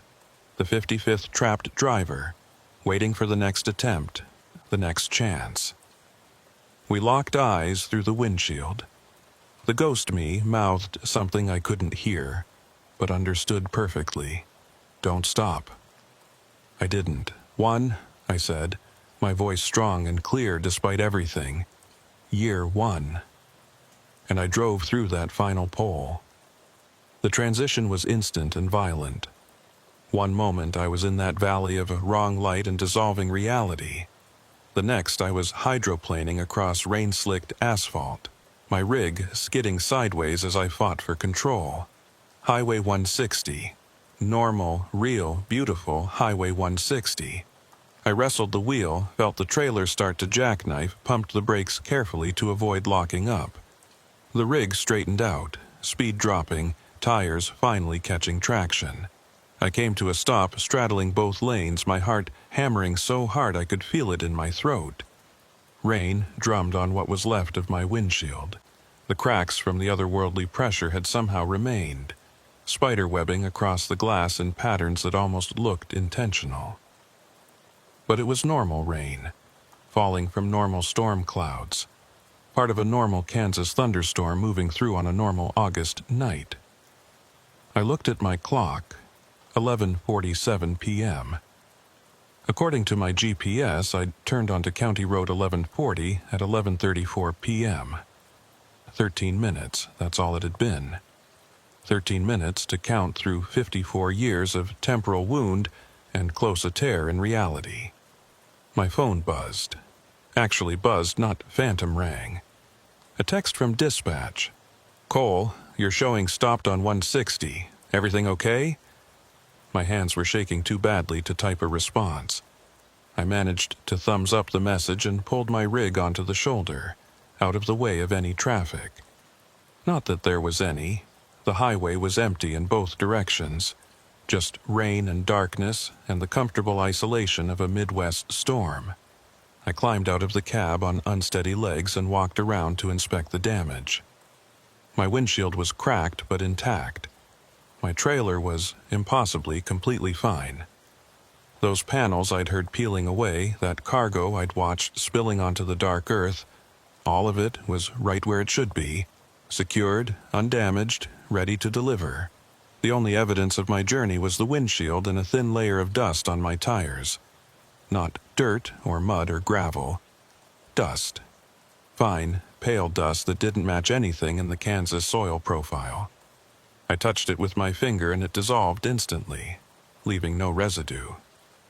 I looked west, toward where County Road 1140 should have been. Nothing. Just empty prairie stretching toward low hills, no structures, no roads, no telephone poles. The storm was breaking up, the clouds fragmenting and dispersing. Whatever atmospheric conditions had allowed that wound to open now, dissipating into normal weather patterns. My CB radio crackled. Just normal static now. No voices or breathing, or impossible music. I got back in the cab and checked my GPS. County Road 1140 was gone from the map completely. Not just unmapped, but the area where it had been shown was now blank prairie, coded green to indicate no roads, no structures, no human development. I pulled up my weather app. The radar showed the dying remains of a garden-variety thunderstorm. Nothing unusual, nothing impossible. No thin lines, no ghost echoes, no meteorological anomalies that would make atmospheric scientists scratch their heads. And I knew with absolute certainty that County Road 1140 was gone forever. I called Dalton. He answered on the second ring, groggy and confused. "Cole? Jesus, it's almost midnight. What's going on?" "I closed it," I said.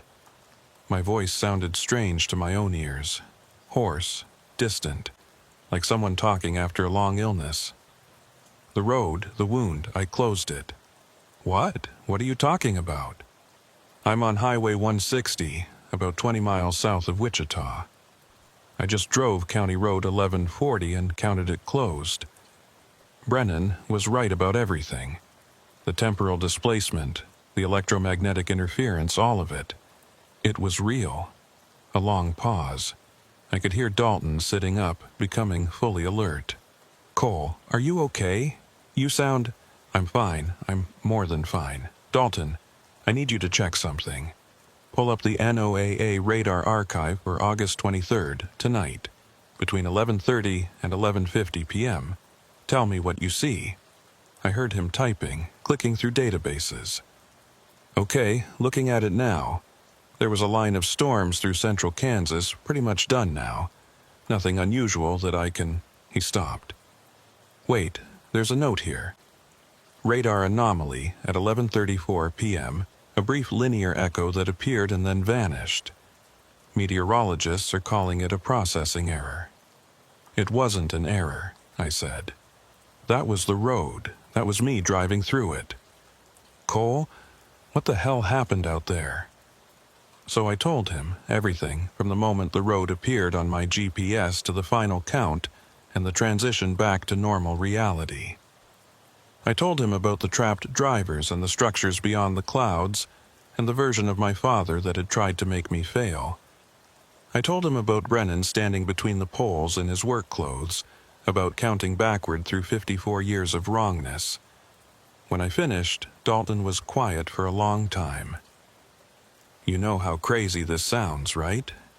"I know. But check the archives. Find Brennan's paper and look at the incident list. I guarantee you there won't be any more reports after tonight. No more missing drivers, no more temporal distortions, no more impossible storms. It's done." "I believe you," Dalton said softly. "I don't understand it, but I believe you. What are you going to do now?" "Deliver my load to Medicine Lodge. File my mileage report. Get my windshield fixed. Try to process what just happened. You should get checked out. Make sure you're okay." "I'm okay," I said. And I meant it. Despite everything, despite the terror and the impossibility and the close brush with becoming the 55th trapped driver, I felt okay. Better than okay. I felt like I'd accomplished something that mattered. Something that transcended normal freight hauling and storm chasing and the routine grind of long-distance trucking. I'd closed a wound in the world. I'd freed people who'd been trapped for decades. I'd finished what Brennan had started. "Keep this between us," I told Dalton. Nobody else needs to know what really happened. As far as anyone's concerned, I just drove through a normal storm and got some hail damage. Agreed, but Cole, if anything like this happens again, it won't, I'm sure of it. That wound was unique, a one-time glitch in the atmospheric physics of severe weather. It took 54 years to partially heal on its own. Now that it's fully closed, it won't reopen. We said our goodbyes, and I ended the call. I sat in my idling truck for a few more minutes, watching the storm clouds break apart and reveal stars behind them. The rain had stopped completely now, leaving that fresh petrichor smell and the sound of water dripping from power lines. Normal power lines. Real power lines.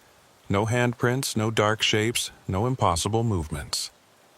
I pulled back onto Highway 160 and continued south, making good time on empty roads. I delivered my load to Medicine Lodge just as the sun was coming up, right on schedule despite the detour through impossible space. The site manager signed for the drilling equipment without comment on my cracked windshield. In storm country, everyone understood that hail damage was an occupational hazard. I filed my report, collected my pay, found a truck stop with a shower and real food. I slept for 12 hours straight, dreamless sleep undisturbed by telephone poles or counting, or my father's voice asking me to turn back. When I woke up, I checked my email and found a message from Dalton with an attachment. He'd pulled Brennan's original research paper and the incident database. As I'd predicted, the list of temporal distortions and missing drivers ended in 1974 with Brennan himself. After that, nothing. Not a single report in 50 years. Until last night, when the wound finally closed. Dalton had included a scanned copy of Brennan's last journal entry, dated May 12, 1974. I believe I've finally determined the mechanism by which temporal displacement occurs along County Road 1140. The combination of rotating mesocyclones and specific mineral compositions in the soil creates a resonance effect that literally tears small holes in space-time. These tears persist because they exist in a feedback loop. Each new storm strengthens them, and their presence influences storm formation, creating more opportunities for expansion. I've calculated that the only way to close such a tear would be to reverse the resonance. Essentially, count backward through the temporal accumulation, collapsing each year of the wound's existence in sequence. The process would require extraordinary focus and willpower, as the wound itself will resist closure. I estimate the failure rate would be catastrophically high. Tomorrow, I'm going to attempt it myself. If you're reading this and I've failed, know that I tried. And know that someday, someone will succeed. Someone who understands storms not just as meteorological phenomena, but as moments of terrible beauty. Someone who can hold concentration in the face of the impossible. I pray that person finds this research and finishes what I'm about to start. I read the entry 3 times, feeling a strange connection across 50 years to a man I'd never met. Brennan had known what he was getting into. He'd understood the risks and tried anyway because it was the right thing to do. And he'd been right about one more thing. It had taken someone who understood storms as both science and something more.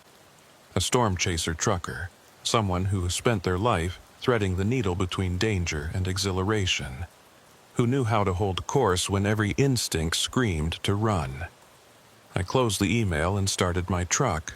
I had another load waiting, another route to drive, another opportunity to chase weather while getting paid for it. Life continued, as it always did. But sometimes, late at night when storms build on the western horizon, I think about County Road 1140, about the 54 drivers who were trapped there for decades, and the wound that almost claimed a 55th, about my father's voice asking me to turn back, and the impossible structures pressing through from somewhere else. And I think about the fact that, despite all evidence to the contrary, despite the closed wound and the absence of new incidents, I sometimes still see it on my GPS. Just for a second, just a flicker in the corner of the screen. A thin gray line branching off from whatever highway I'm on, unnamed and impossible. It appears most often during severe weather. During those perfect atmospheric setups when the sky goes green and the wall clouds rotate and the air tastes like electricity and ozone. When the storms are their most beautiful and most terrible, the line appears and my GPS tries to route me onto it, and I always ignore it and stay on the main road. Because I know the truth now. County Road 1140 might be closed, but the potential for such wounds exists wherever the right conditions align. Wherever storms touch down with sufficient intensity and the underlying geology creates the perfect resonance. The wounds can be healed, but new ones can open. And somewhere out there, driving through the storm tracks of the Great Plains, there are other truckers like me, other storm chasers who feel that same pull toward severe weather, that same need to witness the atmosphere's terrible power. Some of them will be smart and stay on the main highways, but some of them will see those phantom roads appear on their GPS. They'll feel that irresistible compulsion to take the turn, to see where those impossible routes lead. And if they're not careful, if they don't understand what they're getting into, they'll become the next generation of hollow-eyed figures standing between telephone poles that shouldn't exist. I can't stop them. I can't warn them all. The storm-chasing community is vast and decentralized, and besides, who would believe me if I told them? I'd sound insane, just another driver who'd spent too many hours on lonely highways with nothing but the wind for company. All I can do is keep driving, keep watching, keep being ready. Because if I see that thin line appear on radar again, if I hear reports of missing drivers or temporal distortions or storms that rotate the wrong way, I'll know what it means. Another wound has opened, another sequence needs to be completed, and this time, I'll know exactly how to close it. But for now, the roads are clear and the storms are normal, and the freight keeps flowing from city to city, state to state. I chase supercells when I can, document them with my phone camera, post the good footage to social media for other weather enthusiasts. I'm just another storm chaser trucker living a slightly unusual but fundamentally normal life. Except sometimes, late at night, I count telephone poles as I drive past them. 1, 2, 3, 4, 5. I count them compulsively, unconsciously, the numbers running through my head like a mantra or a prayer. And I never, ever get to 51 before I force myself to stop. Because I know what happens when you reach 51 and keep going. I know where that road leads. And while I closed one wound, while I freed 54 trapped souls and prevented a 55th from joining them, I also know the truth that Brennan discovered, and that I learned the hard way. Some roads should never be driven. Some counts should never be completed. And some storms, the really big ones, the ones that rotate the wrong way and open gaps in the clouds to show you things that shouldn't exist. Those storms are looking for specific people. They're looking for people like me. People who understand the patterns and feel the pull and can hold concentration in the face of impossible terror. The wound I closed was one of many, I'm sure of it. And the storms know there are people out there capable of closing them. So, the storms hunt for us, wait for us, draw us in with phantom roads and familiar voices, and the promise of witnessing something extraordinary. I escaped County Road 1140. I closed the wound and lived to drive another day. But some nights, when the conditions are perfect and the sky is cooking something nasty, I wonder if the next wound will find me. If somewhere out there on some lonely highway, in some impossible storm, another thin gray line is appearing on my GPS, waiting patiently for me to make the wrong turn. And I wonder if next time I'll have the strength to ignore it. Or if the pull will be too strong, and I'll turn onto that phantom road once more, counting telephone poles that shouldn't exist, driving into storms that rotate the wrong way, racing against time to close wounds that threaten to tear reality apart. I don't know the answer. All I know is this. I keep driving, I keep watching, and I keep my CB radio on channel 19, listening for voices that might or might not be real, counting things I might or might not be able to see. Because County Road 1140 might be gone, but the world is full of storm-damaged highways and electromagnetic anomalies and people who take the wrong turn at the wrong time. And somewhere out there, on some rain-slicked road under some impossible sky, another driver is about to make the same choice I made. I just hope they count better than the 54 who came before me. I hope they reach 51 and know to count backward. I hope they make it home.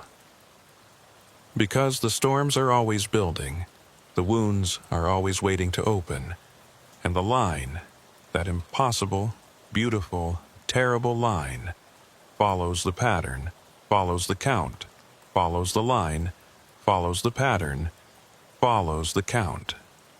Forever and ever and ever. The last thing I ever did regarding County Road 1140 was return to the Harper County Records Office 1 year later. I wanted to confirm that the road really was gone, that my count had actually worked. The same clerk was there. She didn't recognize me at first, but when I mentioned the road, her expression changed. "You were the one who asked about it last year," she said. "The trucker who claimed to have driven on it." "That's me. I just wanted to verify something. Has there been any activity related to that area in the past 12 months?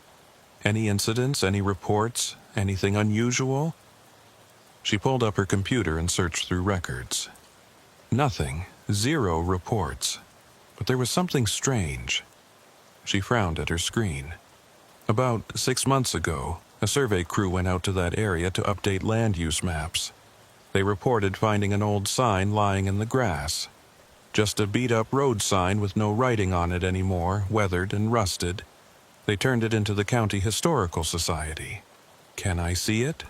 She made a phone call, and 20 minutes later I was standing in a dusty storage room of the County Historical Building, looking at a rectangular piece of metal that had once been a road sign. The paint was almost completely gone, but I could still make out ghost traces of letters. County Road 1140. "We don't know how old this is," the Historical Society curator told me. "Could be from the 60s or 70s. The metal composition suggests it's older than our current signage. But here's the weird part. When we tested the material, we found trace elements that don't match any metal alloys used in road signs. Ever. Not in any era."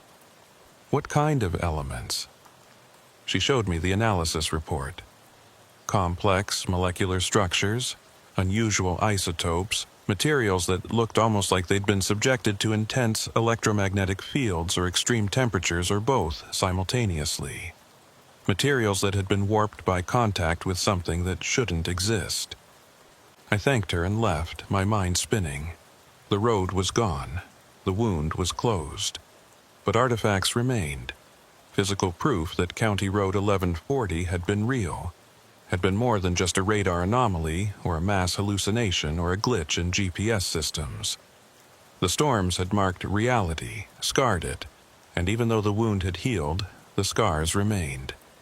I never went back to Harper County again. I reroute around it automatically now, taking slightly longer paths that keep me safely distant from whatever might still linger in that stretch of Kansas prairie. Because I know the truth that Brennan discovered, that 54 other drivers learned too late, and that I barely survived understanding. The storms are alive in ways we don't comprehend. They hunt, they remember, they leave marks on the world that persist long after the rain stops and the clouds clear. And if you're the kind of person who chases storms, who drives into danger instead of away from it, who feels that irresistible pull towards severe weather, then the storms will find you eventually. They'll show you roads that shouldn't exist. They'll ask you to count things that shouldn't be counted. And they'll test whether you have the strength to close wounds that threaten to tear reality apart. I passed that test once, but the storms are patient, and the roads are long, and somewhere out there in the lightning-split darkness of a Great Plains supercell, another thin gray line is appearing on someone's GPS. Another driver is making the wrong turn. Another count is beginning, and I can only hope they're ready for what comes next. Because County Road 1140 is gone, but the storm that created it is eternal, and it's always, always looking for the next driver to test. The next person willing to drive into the impossible, count the uncountable, and face the terrible beauty of storms that rotate the wrong way. That person might be you. That person might be anyone. But whoever it is, I hope they remember this. Count the poles. All of them. Forward to 51, backward to 0. Don't stop. Don't look away. Don't lose concentration. And whatever you do, no matter what voices you hear or what you see moving on those wires or what impossible things press through from beyond, keep counting. Your life, and the lives of everyone else trapped in temporal wounds across the storm-scarred plains, depends on it. Keep counting until the wound closes. Keep counting until you reach home. Keep counting until the storm finally lets you go. And then, when you're safely back on normal roads under normal skies, remember what you saw and what you did. Remember, but don't tell anyone who wouldn't understand, because the storms are listening. And they're always, always recruiting. My name is Mason Hartley, and I've been running freight through Colorado's Front Range for 9 years. The money's good if you know how to handle mountain grades and sudden weather changes, and I've always prided myself on being one of the better drivers in the regional circuit. But more than the paycheck, I live for the storms that roll off the Rockies during spring and summer. Those violent, unpredictable cells that can drop golf ball-sized hail one minute and produce tornadoes the next. I'm what you'd call a storm chaser, though I do it differently than the tourist crowd with their minivans and GoPros. I chase from behind the wheel of a Kenworth W900, 48 feet of trailer loaded with whatever cargo needs moving. It's dangerous, yeah, but I've got good instincts and better equipment. Dual radar apps, real-time lightning data, a CB radio that picks up chatter from every weather spotter within 50 miles. I know what I'm doing, or at least I thought I did. June 14th started normal enough. I picked up a load of industrial refrigeration units in Denver. Destination was a meat packing facility outside Sterling, about 125 miles northeast. The manifest showed 28,000 pounds, well within my rig's capacity. I signed the paperwork, did my pre-trip inspection, and pulled out of the depot around 2:30 p.m. The sky was already showing promise. Towering cumulus was building over the Palmer Divide, those characteristic anvil tops spreading out as the afternoon heat fueled convection. By the time I merged onto I-76, heading northeast, the Storm Prediction Center had issued a severe thunderstorm watch for the entire region. Large hail, damaging winds, isolated tornadoes possible. Perfect conditions. I've been chasing storms since I was a teenager. My older brother Wyatt got me into it. He was obsessed with severe weather, spent every spring glued to radar screens and weather forums. We'd drive out into the plains together, park on dirt roads, and watch supercells organize against the darkening sky. Wyatt died in a motorcycle accident when I was 19. Nothing to do with storms, just bad timing and a drunk driver. But the storm chasing stayed with me. It was our thing, the bond we'd shared, and continuing it felt like keeping a piece of him alive. I called it meditation. Some people do yoga, some people fish. I drive toward rotating updrafts and watch lightning strike close enough to feel the electromagnetic pulse in my teeth. The drive from Denver to Sterling is straightforward under normal conditions. You basically follow I-76 as it cuts northeast across the high plains, passing through small towns like Brighton and Fort Morgan. But I wasn't taking the interstate all the way. I'd been monitoring the radar since leaving Denver, and a particularly nasty cell was organizing about 40 miles north of my route, near the town of Brush. It was showing all the characteristics of a significant hail producer: strong rotation, high echo tops, and that distinctive bounded weak echo region that indicates a massive updraft. That's where the big hail forms. Frozen precipitation gets caught in the updraft, cycling up and down through layers of supercooled water, adding layer after layer of ice until the stones are too heavy to stay suspended. Then they fall, sometimes reaching the size of softballs, occasionally even larger. Hail cores are beautiful and terrifying. The way the ice refracts light, the sound of stones impacting metal and earth, the sheer kinetic energy of millions of frozen projectiles falling from the sky, it's hypnotic and dangerous as hell. Most truckers avoid hail cores. They'll pull over and wait it out, or reroute around the storms entirely. The damage to a rig can run into thousands of dollars: dented panels, shattered windows, destroyed cargo.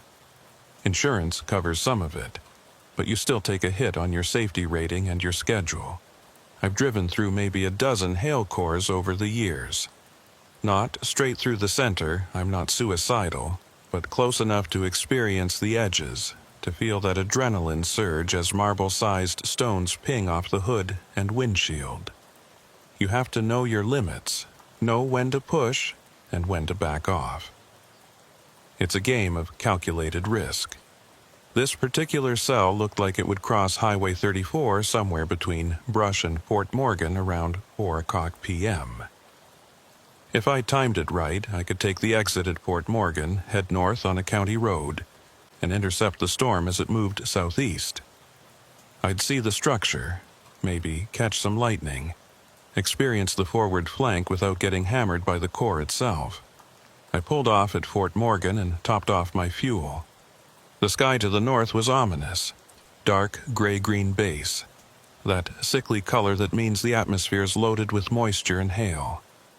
I could see the rain shaft in the distance, maybe 20 miles out, and occasional flashes of lightning illuminated the cloud structure.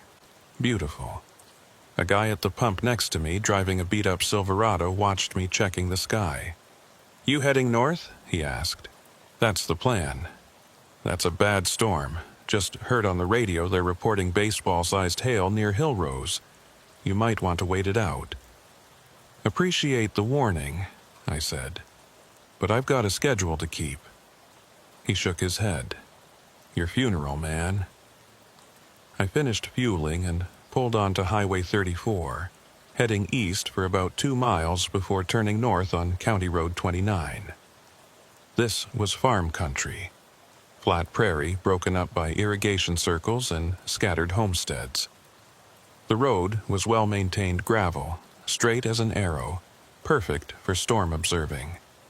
I could see for miles in every direction. The cell was moving fast now, that rain shaft spreading wider as it approached. I pulled over about 4 miles north of the highway and killed the engine, stepping out into the humid air. The temperature had dropped maybe 10 degrees in the last 20 minutes, storm outflow pushing cooler air ahead of the system. The wind was picking up too, gusting from the north, carrying the smell of rain and ozone. I grabbed my phone and started recording. This was going to be spectacular. The forward flank hit about 3 minutes later. First came the wind, strong, steady, bending the prairie grass nearly horizontal. Then the rain, fat drops that stung when they hit exposed skin. And finally, the hail. Pea-sized at first, bouncing off the ground like popcorn, then rapidly increasing to marble-sized, then larger. I got back in the cab as quarter-sized stones started falling. They hammered the roof and hood with that distinctive metallic clang, hundreds of impacts per second, creating a continuous roar. Through the windshield, I could see the hail shaft advancing, a solid white wall maybe a quarter-mile wide, moving across the prairie like a combine harvester made of ice. The stones hitting my rig were getting bigger, golf ball-sized now, leaving dimples in the aluminum panels. This was the fringe of the core, and it was already more intense than I'd expected. The radar on my phone showed the storm's structure. That classic supercell hook echo with the hail core forming the southern edge of the circulation. I was positioned perfectly to observe without getting completely demolished. Or so I thought. That's when I saw the other truck. It appeared maybe half a mile ahead of me, barely visible through the hail and rain. Red taillights cutting through the white curtain, steady and bright. Another semi heading north on the same county road, driving straight toward the core. My first thought was concern. Whoever was driving that rig was either incredibly brave or incredibly stupid. The hail was already severe at my location, and they were heading directly into the worst of it. Even with the best equipment, driving through baseball-sized hail could be catastrophic. Shattered windshields, damaged engines, destroyed cargo, not to mention the danger of losing visibility and driving off the road. I grabbed my CB mic. This is Storm Chaser to the northbound semi on County Road 29. You're heading into a severe hail core. Recommend you pull over and wait it out. Over. Static. No response. I tried again. Northbound semi, this is Storm Chaser on your 6. That hail gets any bigger and you're looking at serious damage. Find a spot to park it. Over. Still nothing. Maybe their radio was off. Or maybe they couldn't hear me over the roar of hail impacting their rig. I watched through my windshield as those red taillights continued north, unwavering, heading deeper into the white wall. The professional thing would have been to let them go. They were an adult making their own decisions, and I had my own rig to worry about. But something about those lights bothered me. They were too steady, too consistent. In hail this severe, a driver would be constantly adjusting speed, maybe even swerving to avoid the largest stones. But those lights just maintained a perfect line, perfect speed, disappearing gradually into the core. I made a decision that I'd spend the next year regretting. I started my engine and followed them. The hail intensified immediately. Baseball-sized stones now, impacting with enough force to spiderweb my windshield in multiple places. The sound was deafening, like being inside a steel drum while someone attacked it with hammers.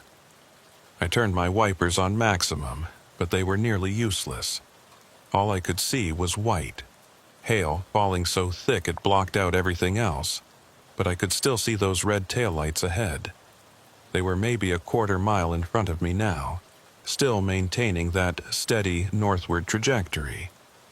I focused on them, using their position as a guide through the zero visibility conditions. My phone's radar app was going crazy. The hail core was showing returns in the 65-70 dBz range, indicating stones potentially the size of softballs. I was driving through conditions that should have been impossible to navigate, following a truck that seemed completely unfazed by the apocalyptic weather. A particularly large stone hit my windshield dead center, creating a crater in the glass. Cracks radiated outward like lightning, blocking my view. I leaned to the left, trying to see through an undamaged section, my hands tight on the wheel. This was insane. I should pull over, should wait out the core, should... The taillights ahead flickered. Not like a normal brake light or turn signal. They pulsed, both lights simultaneously, like someone had momentarily cut power to the entire electrical system. 1 second they were there, solid and red. The next, they dimmed to almost nothing. Then they came back at full brightness. I blinked, thinking maybe it was my vision playing tricks in the hail-induced chaos. But it happened again, both lights pulsing in perfect synchronization.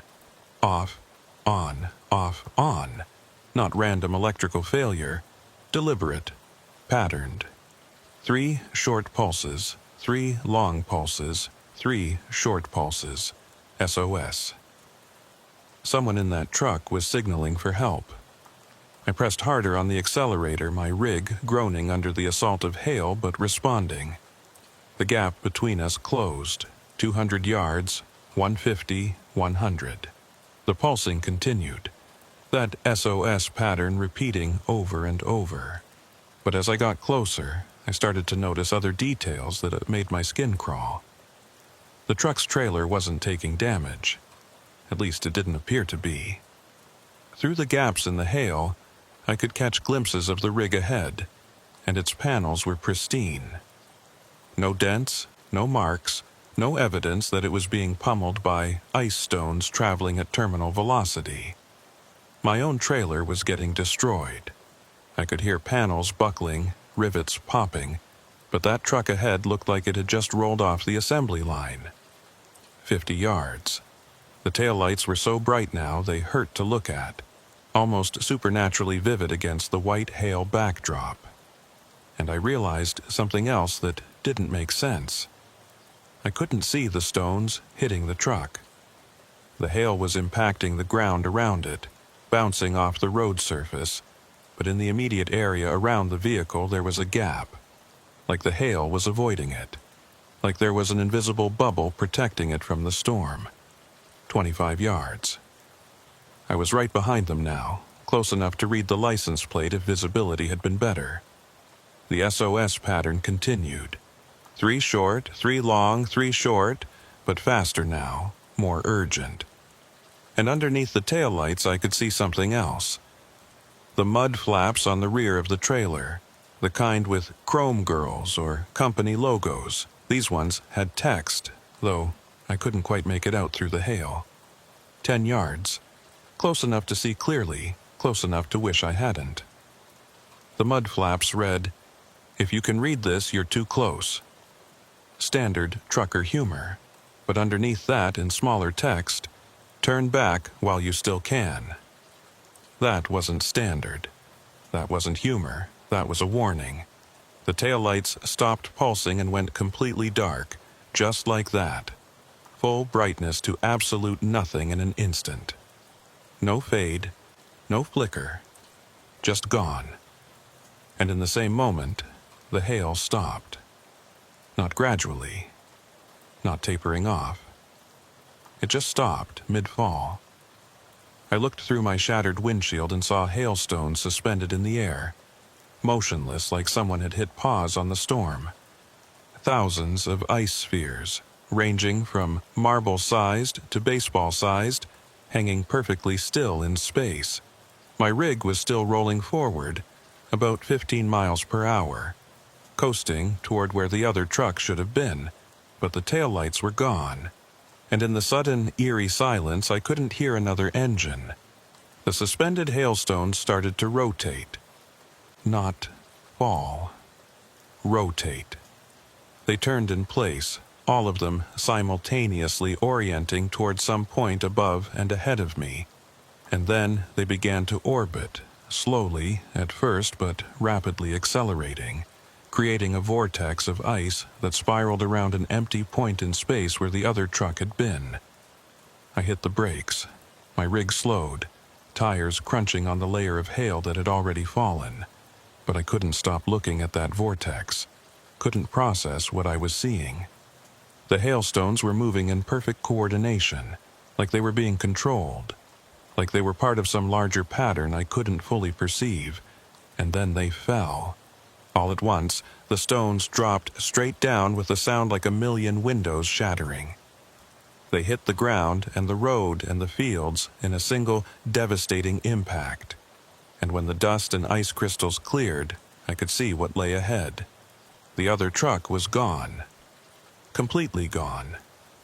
No taillights, no tire tracks, no indication that it had ever been there. The road stretched empty and straight for miles, undamaged gravel reflecting the gray light from the breaking storm clouds. I sat in my idling rig, breathing hard, my hands shaking on the steering wheel. The storm was moving away now, the rain shaft tracking southeast, the hail core dissipating as it lost energy. Within minutes, the sky began to clear, that characteristic post-storm light filtering through gaps in the clouds. I looked at my phone. The radar showed the cell continuing its path, already breaking apart. Nothing unusual, nothing to indicate the impossible thing I'd just witnessed. Just a garden-variety severe thunderstorm doing what severe thunderstorms do, dumping hail and rain and then moving on. I got out of my cab on unsteady legs and walked forward, examining the road where the other truck had been. There should have been tire marks at minimum. Wet gravel shows tracks clearly, and a fully loaded semi leaves distinct impressions. But the road was smooth, undisturbed except for the scattered hailstones and my own tire tracks leading up from the south. It was like the truck had never existed. I walked maybe 100 yards north, searching for any evidence. A dropped bolt, a piece of tire tread, anything. The hail had left its mark on the landscape. Shredded crops, dented irrigation equipment, small branches torn from trees. But of the semi I'd been following, there was nothing. My phone rang, startling me badly enough that I dropped it. I picked it up from the hail-covered ground and answered. "Mason, it's dispatch. Where are you? Your GPS signal went dark about 15 minutes ago." I looked at my phone's GPS app.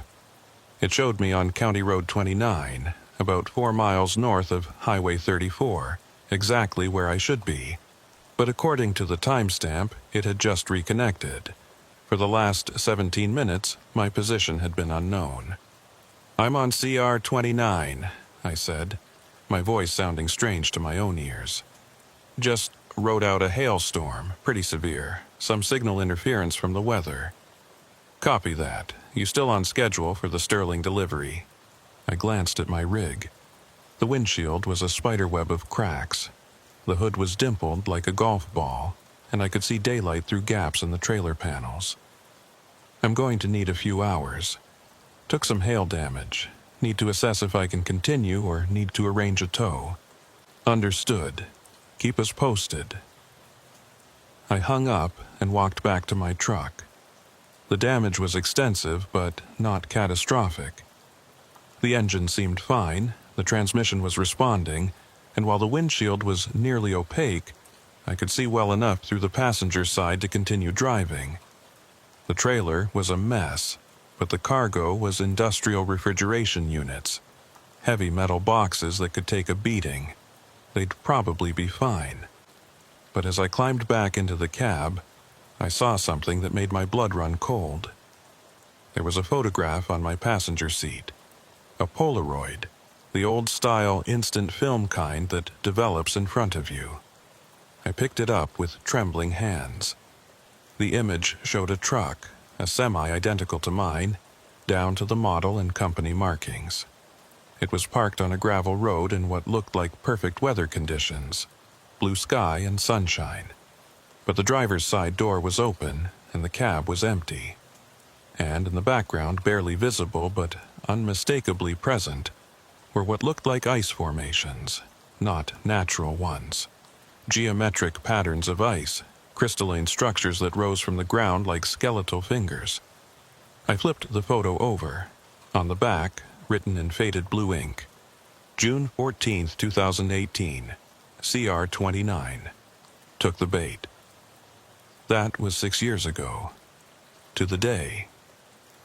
6 years ago, someone else had been on this road, on this date, and had encountered something that involved ice and empty trucks and warnings written on the back of Polaroids.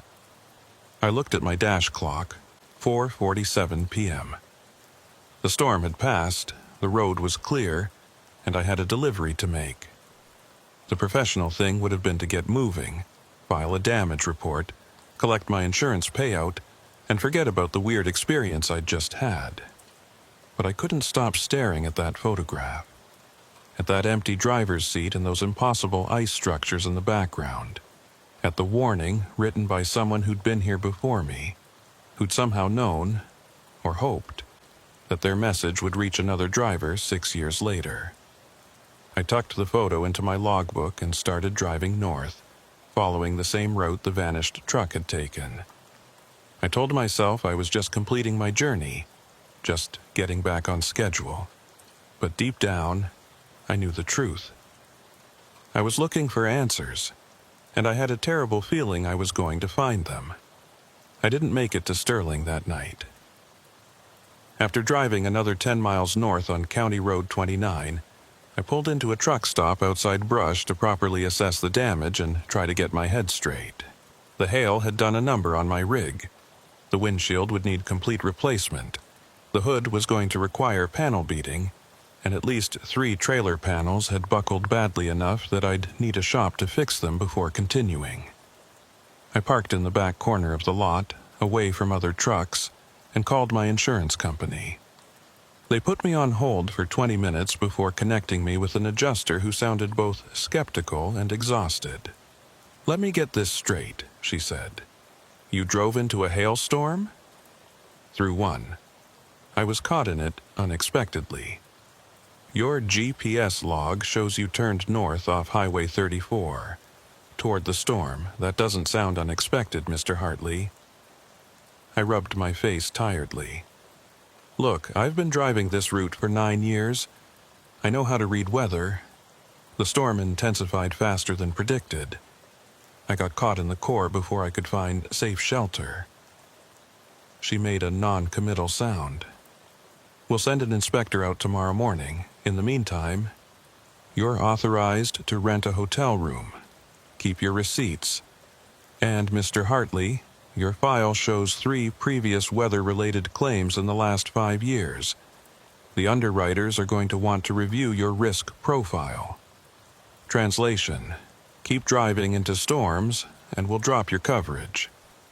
I thanked her and hung up, knowing my storm-chasing hobby was going to cost me more than just deductibles. I grabbed my go-bag from the sleeper cab and headed into the truck stop proper. The place was standard mid-American truck stop architecture.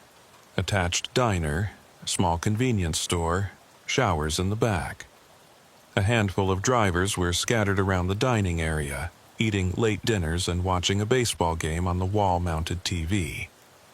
I ordered coffee and a burger, then pulled out that Polaroid and studied it while I waited for my food. The more I looked at it, the more disturbing it became. The ice formations in the background were definitely not natural. They were too regular, too geometric, rising from the ground in perfect vertical lines. And the truck, my mind kept returning to how identical it was to my own rig. Not the same model and company. Literally identical. Down to the small dent in the left front quarter panel that I'd gotten 3 years ago backing into a loading dock. It was my truck in that photo. Somehow, impossibly, it was my exact truck, photographed 6 years before I'd bought it. The waitress brought my food, and I forced myself to eat, trying to organize my thoughts. I pulled out my phone and started Googling variations of County Road 29, Colorado, truck disappearance, and hailstorm anomalies. Nothing relevant came up. A few local news stories about severe weather damage, a historical society article about homesteading in the area, but nothing about vanishing vehicles or unexplained phenomena. I tried more specific searches. June 14, 2018, CR29, Colorado, truck missing Brush, Colorado, hailstorm, strange occurrence. Still nothing. Frustrated, I switched tactics and started looking through weather archives. No, I kept detailed records of severe weather events, including storm reports, hail sizes, and damage paths. I found the data for June 14, 2018, and pulled up the afternoon's activity. There had been a severe thunderstorm that day, similar to the one I'd just experienced. It had tracked across Morgan County between 3 o'clock and 5 o'clock p.m., producing hail up to tennis ball size and some wind damage. Multiple storm reports from law enforcement and spotters. Everything normal and documented, except for one detail.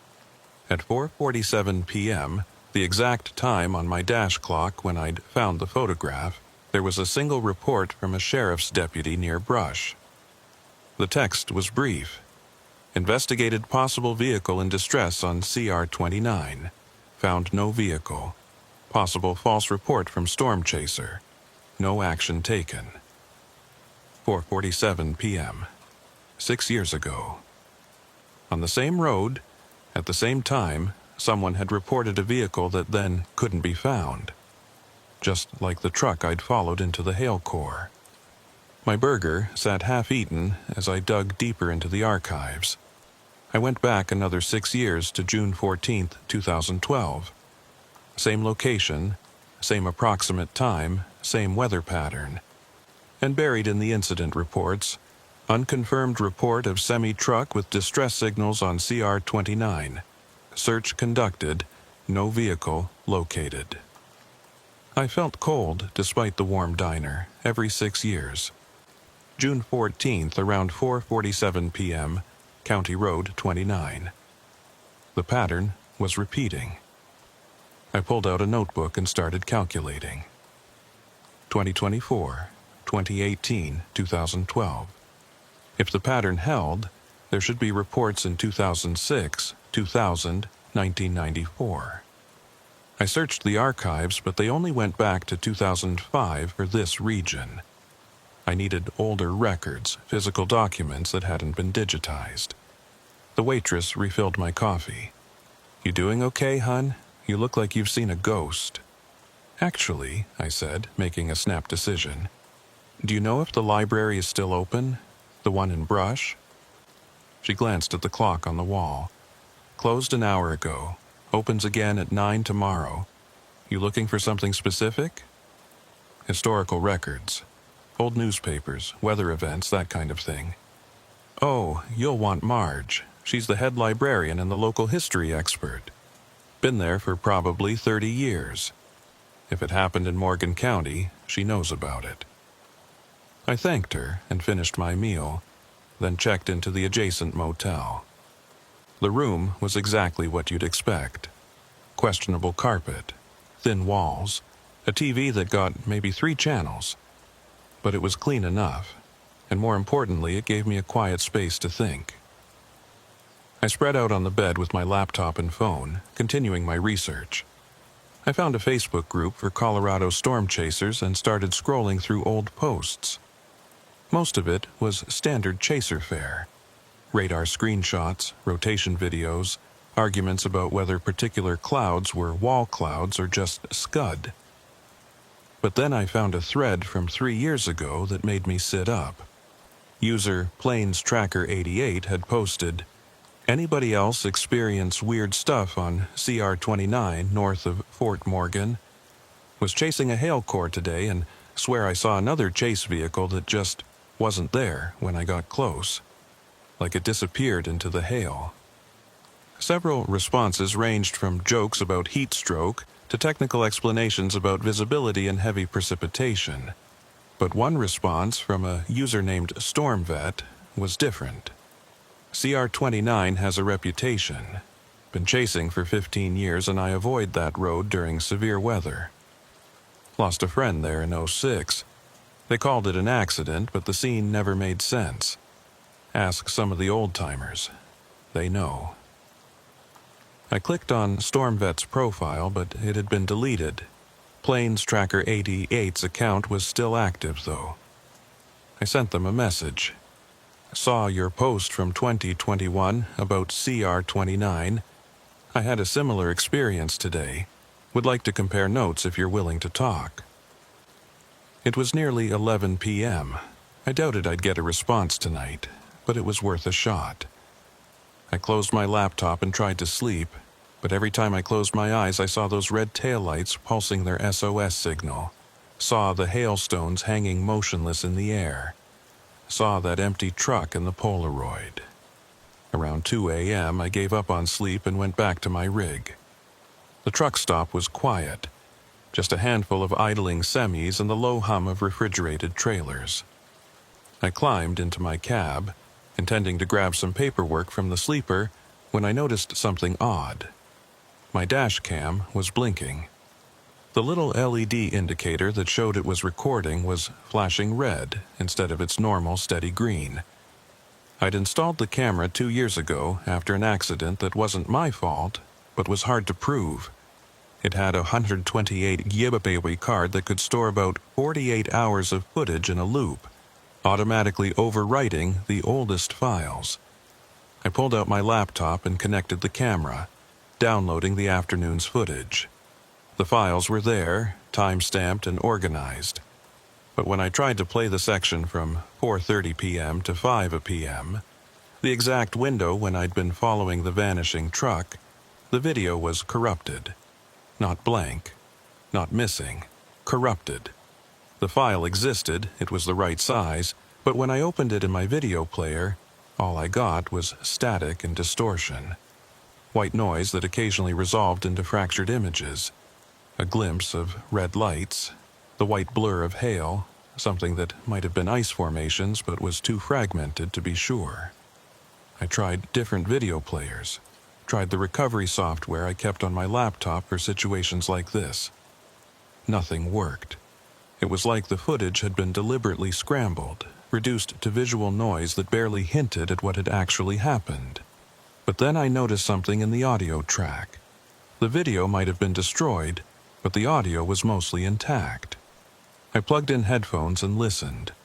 For the first few minutes, it was exactly what you'd expect.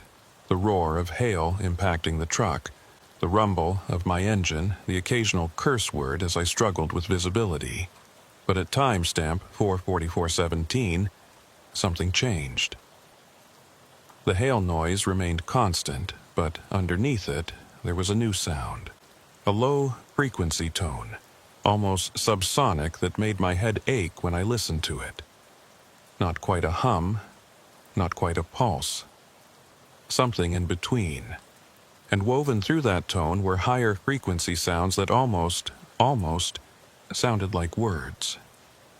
I adjusted the audio levels, boosting the mids and highs, trying to isolate whatever was buried in the recording. The words became clearer, though they still didn't make complete sense. Pattern holds, 6 years, next iteration, avoid the core, they're waiting in the hail. The voice was distorted, filtered through layers of static and interference. But it was definitely human.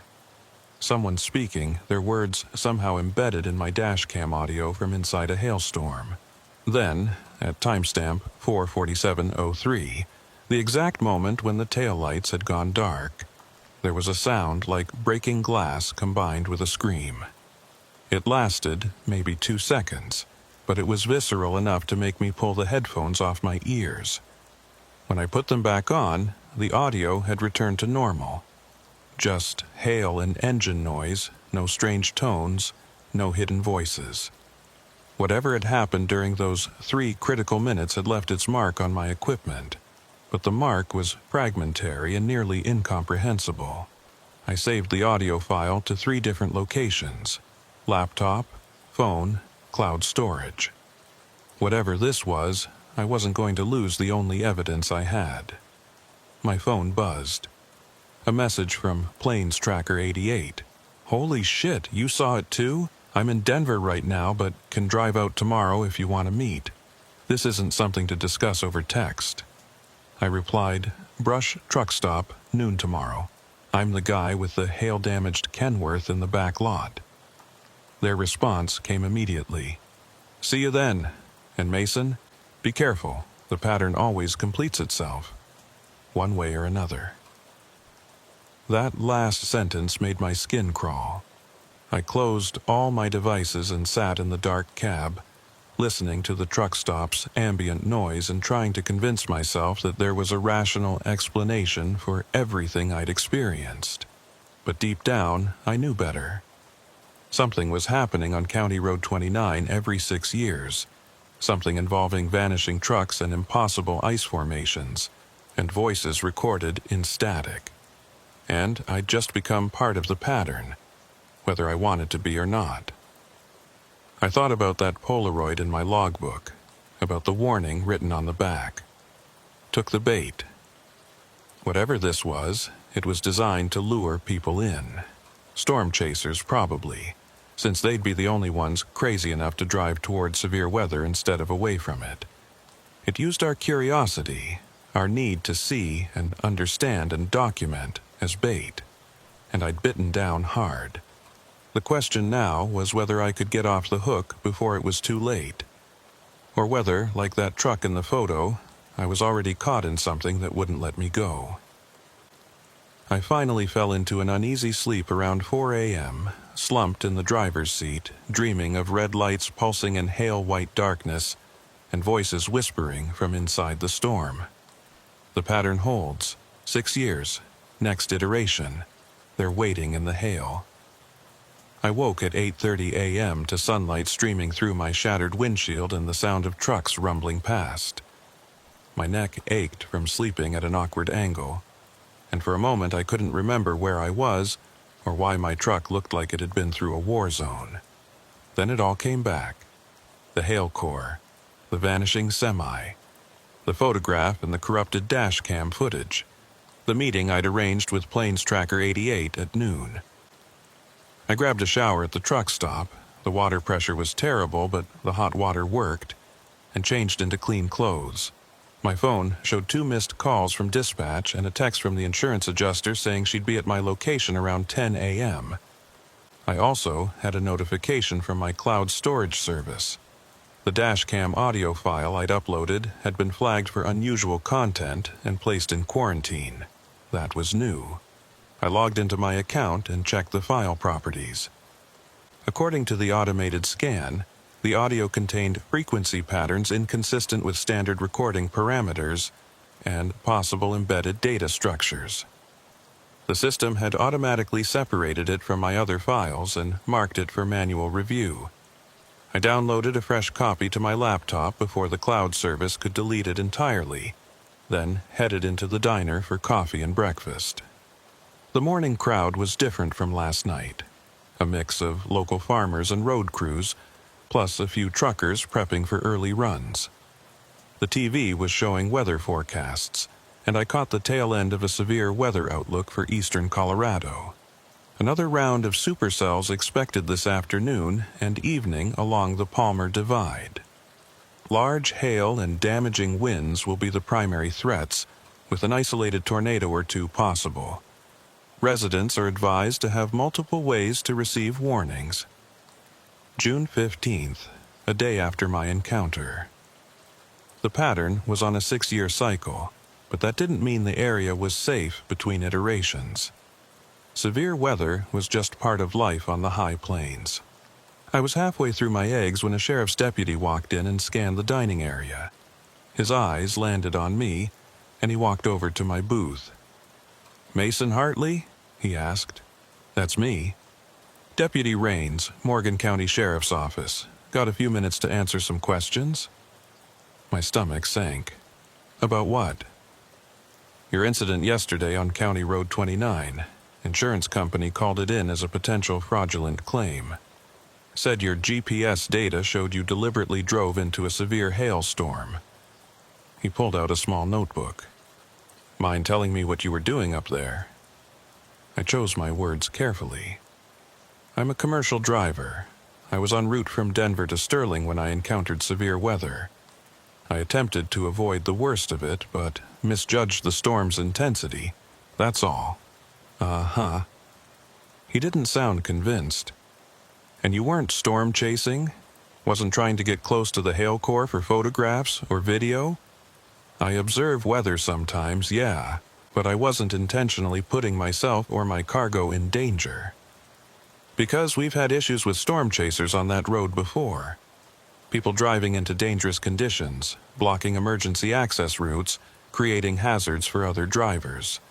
He flipped through his notebook. "In fact, we've had several incidents on CR 29 over the years, including one yesterday, about 20 minutes before you showed up. Got a call from a resident about a semi-truck with its hazards on. Looked like it was in distress." I kept my expression neutral. "I didn't see any other trucks up there." "Yeah, that's the weird part. Deputy Chen responded to the call, got to the location within 15 minutes. No truck, no tracks, no evidence anyone had been there.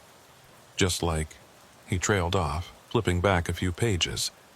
Just like the reports from 2018 and 2012. Same road, same kind of storm, same phantom truck. I met his eyes. You think I had something to do with that? I think you saw something.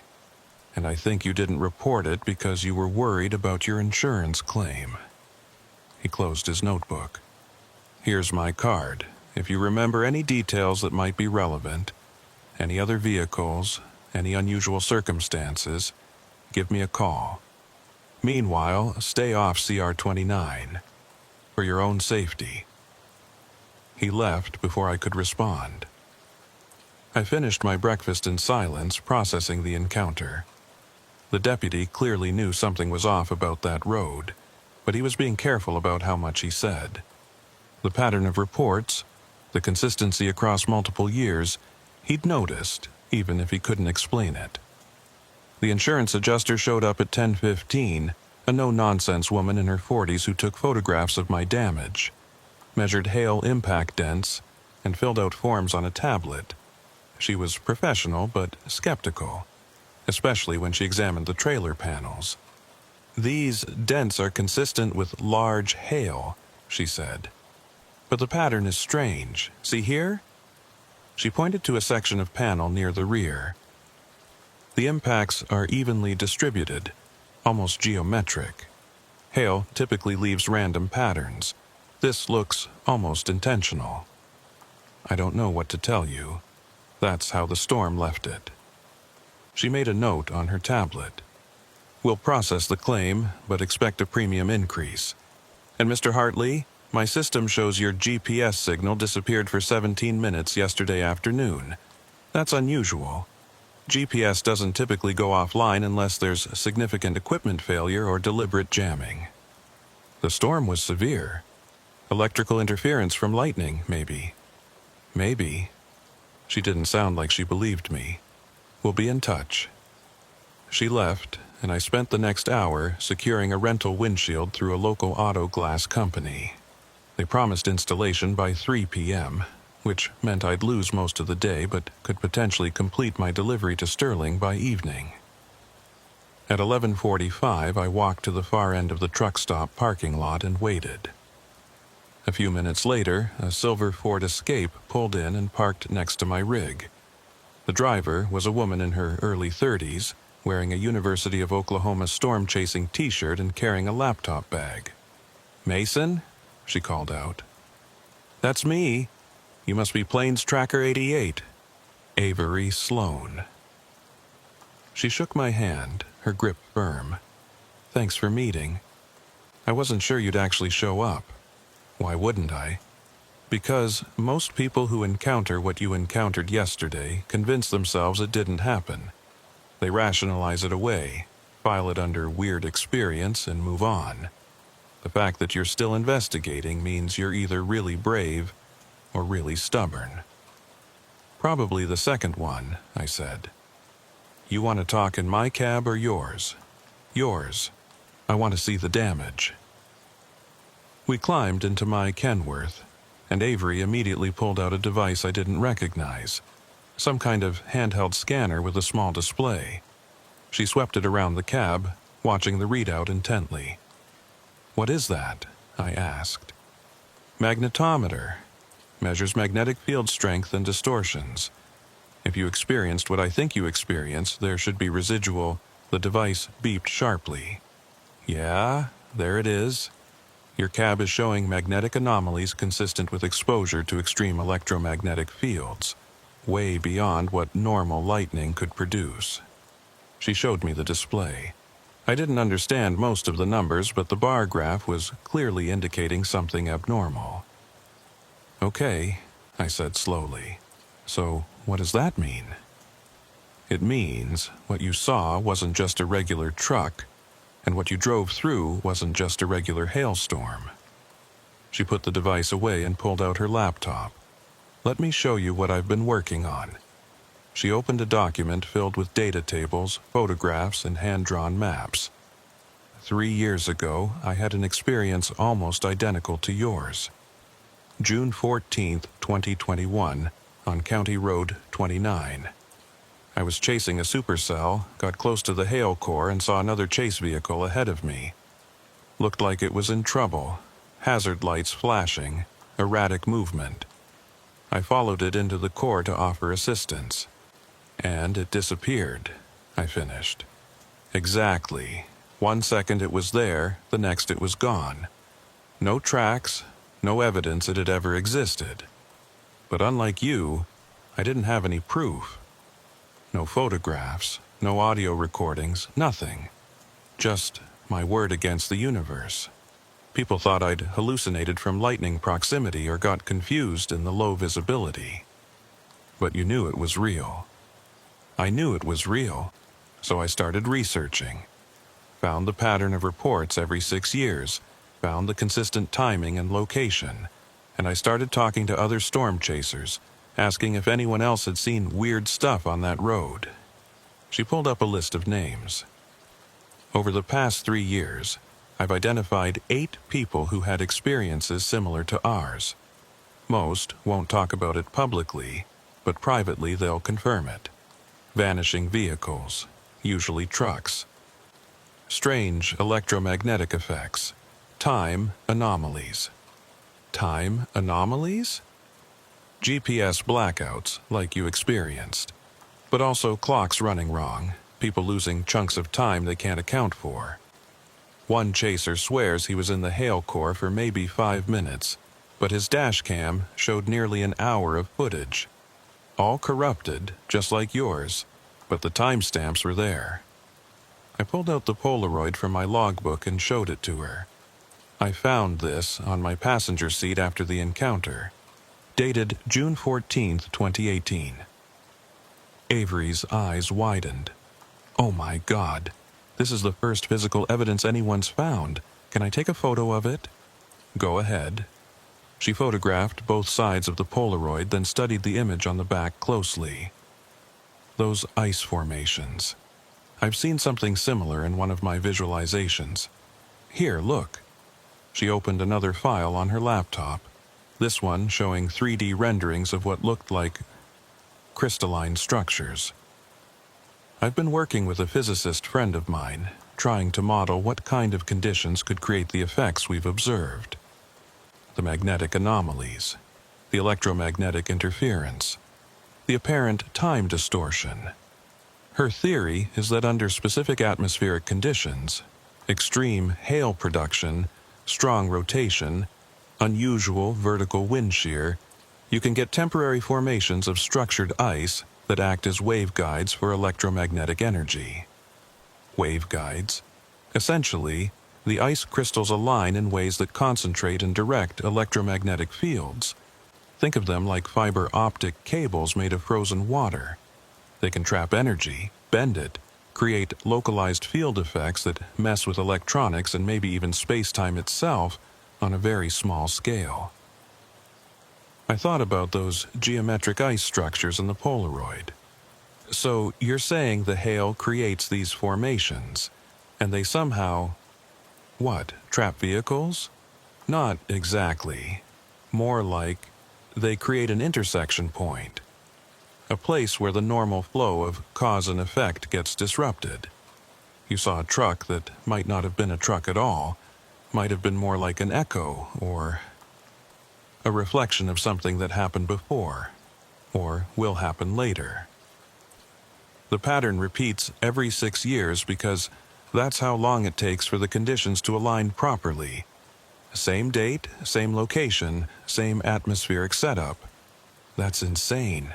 I know, but it's the only theory that fits the data. She pulled up another file showing weather charts. Look at this. Every incident, every single one going back to at least 1994, occurred during nearly identical atmospheric conditions. Same temperature, same dew point spread, same wind shear profile, same storm motion. It's like the atmosphere is following a script, recreating the exact same setup every 6 years. I stared at the charts, seeing the patterns she was pointing out. The consistency was undeniable and deeply unsettling. "So what happens now?" I asked. "Do we just wait another 6 years for it to happen again?" "That's what I've been doing. Monitoring, collecting data, trying to find someone who could help me investigate properly. But here's the thing, Mason." She looked at me seriously. "The pattern isn't just about observation. It's about completion." "What does that mean?" "The incidents from 1994, 2000, 2006, 2012, 2018, they all involved disappearances or near disappearances. Vehicles that went into the hail core and either vanished completely or barely made it out. But yesterday, something changed. You followed the truck, you drove into the core, and you came back with evidence. That's never happened before. How do you know?" "Because I've been monitoring emergency frequencies and law enforcement reports for this region for 3 years. Every previous incident, the person either vanished completely or came out with no physical evidence. You're the first person to return with a Polaroid, with corrupted dash cam footage that actually captured something, with magnetic signatures on your equipment. You're the first person to interrupt the pattern instead of just becoming part of it." I felt cold despite the warm June air. "And that's good, right? I don't know, maybe. Or maybe you've just made yourself a target." She closed her laptop. "The fact that someone left you that Polaroid with a warning suggests there's an intelligence behind this. Something that understands the pattern and wants to either continue it or stop it. And you've just proven you're capable of interfering. So, what do I do? You have 2 choices. You can walk away, complete your delivery, go back to your normal life, and hope that whatever this is doesn't follow you.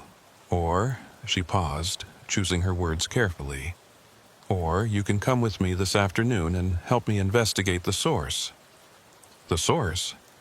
"The ice formations. According to my physicist friend's model, those structures don't just appear randomly during the hailstorm. They form around specific nucleation points, probably existing geological features that have the right mineral composition and magnetic properties. If we can find where those formations originate, we might be able to understand what's actually creating the pattern." I thought about Deputy Raines's warning to stay off CR-29. Thought about my insurance adjuster's skepticism and the damage to my rig.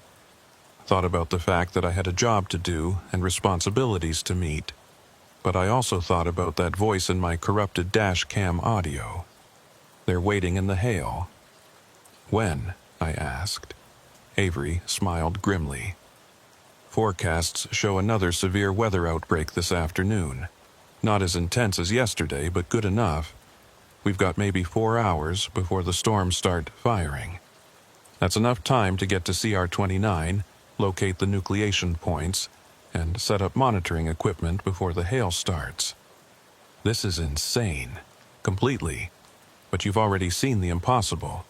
Might as well find out why it's impossible." I should have said no. Should have thanked her for the information, finished my windshield replacement, and headed to Sterling to complete my delivery like a responsible adult. Instead, I found myself nodding. "Okay, let's do it. But we're taking my rig. If this goes wrong, I want a couple tons of metal between me and whatever's out there." "Deal, but Mason?" She looked at me intently. "If I say we need to leave, we leave immediately. No heroics, no staying to get one more measurement or one more photograph. This thing has made people disappear. I'm not interested in becoming the next victim." Agreed. We spent the next 20 minutes transferring Avery's equipment into my cab. The magnetometer, a portable weather station, 2 high-speed cameras with waterproof housings, and several other devices I didn't recognize. She also had printouts of maps showing County Road 29 with specific waypoints marked. "These are the locations where incidents have been reported," she explained. "I've been correlating them with geological survey data, trying to find common features. There's a spot about 5 miles north of Highway 34 where 3 separate reports clustered. That's where I want to start. That's close to where I saw the vanishing truck. Exactly. That's the hot zone. If there are stable nucleation points for the ice formations, they'll be there. My phone buzzed with a text from the glass company. The replacement windshield had arrived, and they could install it within the hour. I arranged for them to meet us at the truck stop, then helped Avery secure her equipment in my sleeper cab. As we worked, a thought occurred to me. The person who left me that Polaroid, the one from 2018. Do you know who they were? Avery's expression darkened. I have a theory. There was a storm chaser named Riley Webb who went missing in this area in June 2018. Official story was that he drove off the road during severe weather, and they never found his body or his vehicle. But the timing and location match our pattern exactly. You think Webb was the one who took that photo? I think Webb experienced the same thing we're about to investigate. And I think he left that photo as either a warning or a breadcrumb trail, hoping someone would follow it. She paused. What worries me is that if Webb left evidence behind, but still disappeared, well, that suggests knowing about the pattern doesn't necessarily save you from it. The glass technicians arrived and started working on my windshield. While they installed the new glass, Avery and I grabbed lunch and went over her plans. The forecast showed storms developing around 3 p.m., intensifying through the afternoon and evening. We'd have maybe 90 minutes of pre-storm conditions to survey the site, set up monitoring equipment, and get a baseline on the magnetic and atmospheric conditions. Then, if a hail core developed, we'd observe from a safe distance, or what Avery hoped would be a safe distance. Her equipment was designed to record data automatically, even if we had to evacuate the immediate area. One more thing, she said as we finished eating. If you see that truck again, the one with the SOS lights, don't follow it. Whatever it is, whatever it's showing us, it's designed to lure people into the core. That's the bait. The smart move is to document it from a distance, but resist the urge to investigate closely. Easier said than done. I know, but that's the difference between collecting data and becoming data. By 2:30 p.m., my new windshield was installed and we were ready to roll. The sky was already showing signs of development. Towering cumulus building to the west, the air thick and humid with that pre-storm heaviness. I started my engine, checked my mirrors, and pulled out of the truck stop parking lot. We were heading back to County Road 29, back to where the pattern lived and waited, back to the place where trucks vanished and ice formed impossible structures and voices whispered from inside the storm. And this time we were going in with our eyes open, knowing full well that we might not come back. Avery pulled out her magnetometer as we drove north on Highway 34. Already picking up readings. Ambient magnetic field is elevated. Not critically, but measurably higher than baseline. Is that normal for this area? No, it's one of the anomalies I've been tracking. The field strength fluctuates with weather patterns, gets stronger when severe storms are approaching, peaks when hail cores are present, then drops back to normal afterwards. It's like the storms are either being attracted to something magnetic, or they're creating the magnetic effects themselves. We turned onto County Road 29 and headed north. The gravel road stretched ahead exactly as I remembered it. Flat, straight, bordered by prairie grass and irrigation equipment. But now, with Avery's equipment monitoring our surroundings, I could see details I'd missed yesterday. Small variations in the roadbed, areas where the gravel seemed slightly different in color and texture. And ahead, about 4 miles north, a subtle rise in the terrain that might not be natural. "That's it," Avery said, pointing at the rise. "That's the primary nucleation zone. The geological surveys show unusual mineral concentrations there. High iron content, traces of magnetite, and something else they couldn't quite identify. Whatever's creating the pattern, it's centered on that spot. We parked about 100 yards south of the rise and got out. The wind was picking up, blowing from the northwest, carrying the smell of approaching rain. The towering cumulus we'd seen earlier was organizing into proper storm structure, anvils spreading against the blue sky. We had maybe an hour before the weather turned nasty. Avery set up her weather station and cameras, pointing them toward the rise in the northwestern sky. I helped her anchor the equipment against the wind, using my tie-down straps to secure the tripods. The magnetometer was showing steadily increasing field strength, and her laptop displayed real-time graphs of atmospheric pressure, temperature, and humidity. "Everything's escalating faster than forecast," she said, frowning at her screens. "The storm's developing ahead of schedule." I looked at the sky. The anvils were definitely expanding, and I could see the beginning of a wall cloud forming maybe 20 miles out. "Should we leave?" "Not yet, but soon. Let me get one survey of the nucleation zone first." She grabbed a backpack full of equipment and started walking toward the rise. I followed, my instincts screaming that this was a bad idea, but my curiosity overriding caution. As we climbed the subtle incline, I noticed something odd about the ground. The grass was shorter here, almost stunted, and the soil had a grayish tint that didn't match the surrounding prairie. "Avery, look at this."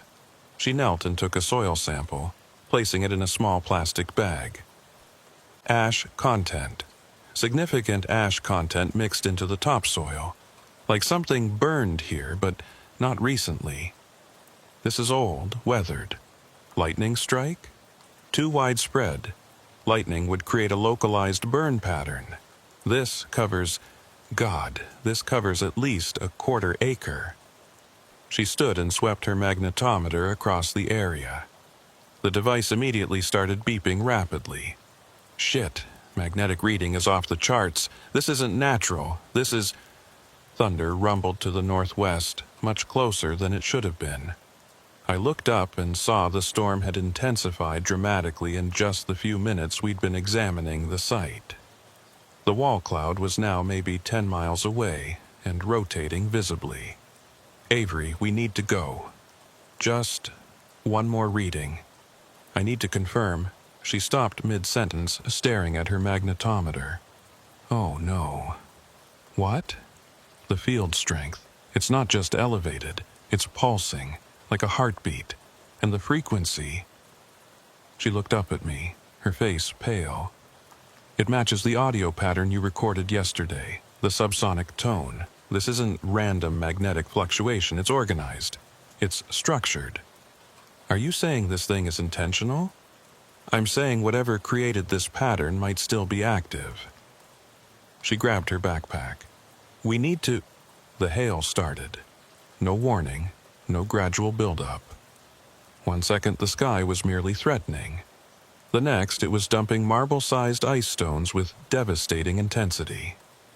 We ran back toward my rig, arms over our heads, the impacts painful even through our clothing.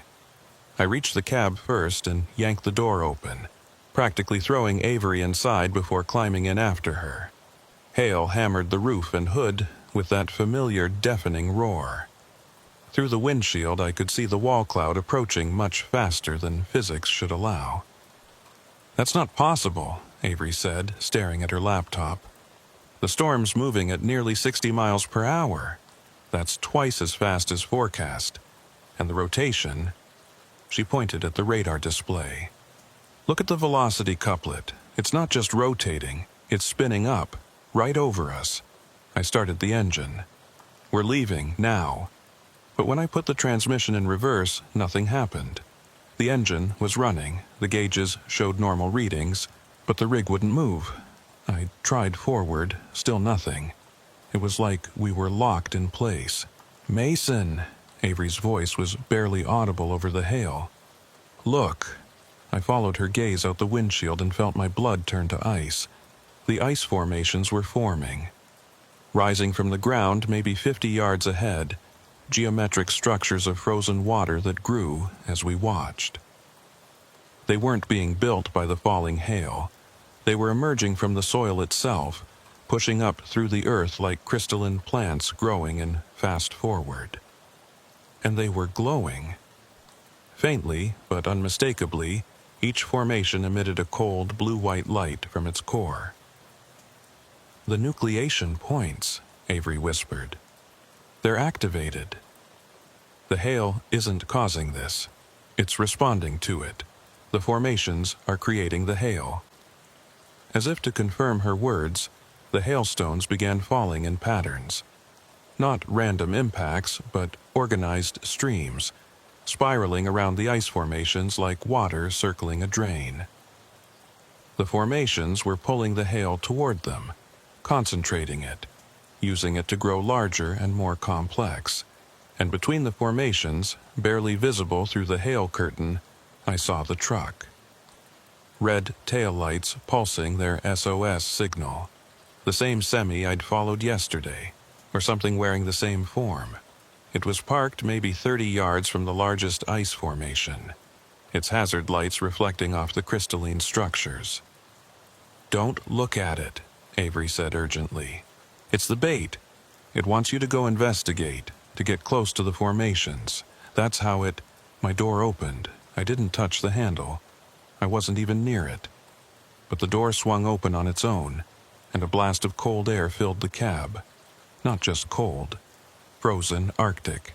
Air that should not exist in a Colorado summer, carrying with it the smell of ozone and something else, something organic and wrong.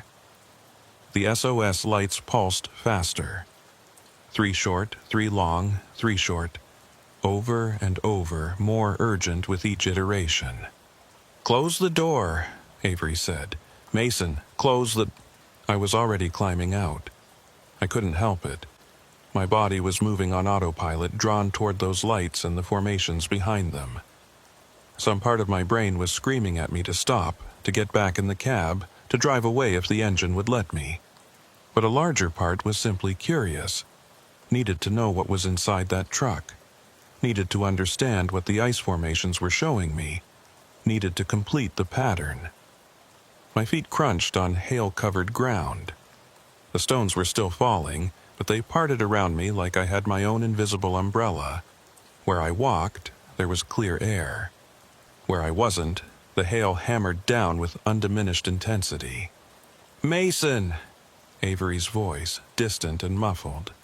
"Don't!" I kept walking. The truck was so close now, just a few more steps, just a few more. A hand grabbed my shoulder and spun me around. Avery, her hair plastered to her face with melted ice, her eyes wide and terrified. "Look down," she said. "Before you take another step, look down." I looked. I was standing at the edge of a circle. A perfect geometric circle, maybe 40 feet in diameter, marked in the ground by a thin line of ice. Inside the circle were the formations, glowing brighter now, pulsing in rhythm with something I could feel but not hear. And the truck was inside the circle, but it wasn't on the ground anymore. It was hovering maybe 3 inches above the surface, suspended by forces I couldn't begin to understand. And beneath the truck, visible through the gap between its chassis and the earth, was movement. Shadows flowing like liquid, forming shapes that almost looked like people, Avery said. "The shadows are trying to form people. Everyone who's ever been caught in a pattern. They're trapped in there, pressed into the space between the truck and the ground. That's what happens if you cross the circle." I took a step back, then another. The pull was still there, still urging me forward, but Avery's grip on my shoulder and the sight of those writhing shadows was enough to break the compulsion. We ran back to my cab, and this time when I tried the transmission it worked. The rig lurched backward, tires struggling for traction on the hail-slick road. The ice formations were growing taller now, maybe 15 feet high, and the truck was rising with them. Its taillights had stopped pulsing SOS and were now just solid red, like eyes watching us retreat. I got us turned around and accelerated south, away from the nucleation zone and toward Highway 34. In my mirrors, I could see the storm was intensifying even further. The wall cloud lowering, the hail core expanding. And at the center of it all, barely visible through the precipitation curtain, those ice formations stood like sentinels. We made it back to the highway without incident. The storm was moving northeast now, away from our position, the hail tapering off. Within minutes, the sky behind us was clearing, that characteristic post-storm light making everything look washed and new. Avery was shaking. Whether from cold or fear or both, I couldn't tell. "Your door," she said. "It opened by itself." I know. That's never happened before in any of the reports. The pattern's evolving. It's getting stronger. I drove us back to the brush truck stop in silence, my mind trying to process what we'd seen. The ice formations, the hovering truck, the shadows beneath it that had almost been people. And most disturbing of all, the fact that I'd been willing, eager even, to cross that circle and join whatever was waiting inside. We pulled into the parking lot and sat there for a long moment, neither of us speaking.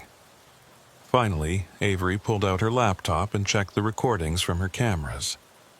The footage was there, time-stamped and apparently intact, showing the rise, the ice formations growing, the truck hovering. "This is it," she said quietly. "This is the proof we needed. Real, documented evidence that something impossible is happening on County Road 29. What do we do with it? I don't know. Share it with researchers? Post it online? Turn it over to law enforcement?" She shook her head. "Probably none of those will believe us. They'll say it's a hoax, CGI, anything to avoid accepting that the laws of physics aren't quite as fixed as we thought." "But we know," I said. "We saw it. Yeah, we saw it. And now we're part of the pattern, whether we want to be or not." She closed her laptop. "The question is, what happens in 6 years? Will we be able to resist the pull next time, or will we end up as shadows under that truck, waiting for the next person to almost cross the circle?" I didn't have an answer. We sat in my cab as the sun set and the storm clouds dispersed, knowing that we'd glimpsed something that shouldn't exist and survived. But survival wasn't the same as escape. The pattern would come around again. 6 years from now, June 14th, 2030, County Road 29 would have another severe weather outbreak. The ice formations would grow, the truck would appear, the shadows would reach out for new additions, and somewhere someone would see red lights pulsing through a hail core and decide to investigate. I just hoped that someone wouldn't be me. The dreams started a week after our encounter. Always the same. I'm driving toward the circle, the shadows reaching out from beneath that hovering truck. When I wake, I hear that voice from my corrupted dashcam. The pattern always completes itself. I called Avery in early July. "I've been having them too," she said before I could explain. "The dreams, and other things, magnetic effects. My phone goes haywire. Yesterday, all the frozen food in my cart melted while I was shopping. I'd noticed the same. Electronic glitches. A strange coldness even on hot days. Ice cubes arranging themselves in geometric patterns. "We need to talk to Dr. Marcus Brennan," Avery said. "Retired atmospheric scientist in Boulder. He's studied these phenomena for decades." We met Brennan the following week. He was in his 70s, sharp-eyed, his living room filled with the weather instruments and old photographs of supercells. "County Road 29, he said immediately. 6-year cycle, vanishing vehicles, magnetic anomalies. When you called about experiencing something impossible in a hailstorm, it was obvious where you'd been. He listened as we described everything: the ice formations, the hovering truck, the shadows, the circle we'd barely avoided crossing. What you experienced is a convergence event, he explained. Under specific conditions, severe storms create temporary ice structures that act as electromagnetic capacitors. They can trap energy, information, even consciousness itself. The people you saw as shadows, they're electromagnetic echoes, consciousness patterns preserved in crystalline structures. Can they be freed? Avery asked. Brennan's expression darkened. Theoretically, yes, if someone could disrupt the formations during a convergence event. But that would require being close to them during their active phase, precisely when they're most dangerous. He paused. My advice? Stay away. You got lucky once. Don't push it. But I couldn't stop thinking about those trapped people. We have to try, I told Avery on the drive back. She was quiet for miles. Finally, if we do this, we plan carefully. We use the next 6 years to develop countermeasures. And we don't go in until we're certain we can succeed. 6 years. June 14th, 2030. The next convergence. We spent those years preparing with obsessive dedication. Avery secured research funding through a private foundation, though she had to obscure the true nature of our project. Dr. Mitchell and her team designed EMP generators and ultrasonic emitters that could theoretically shatter the ice formations, working late into countless nights running simulations and stress tests. I converted a trailer into a mobile lab, spending my savings on electromagnetic shielding and backup power systems. Every piece of equipment was tested, retested, and tested again.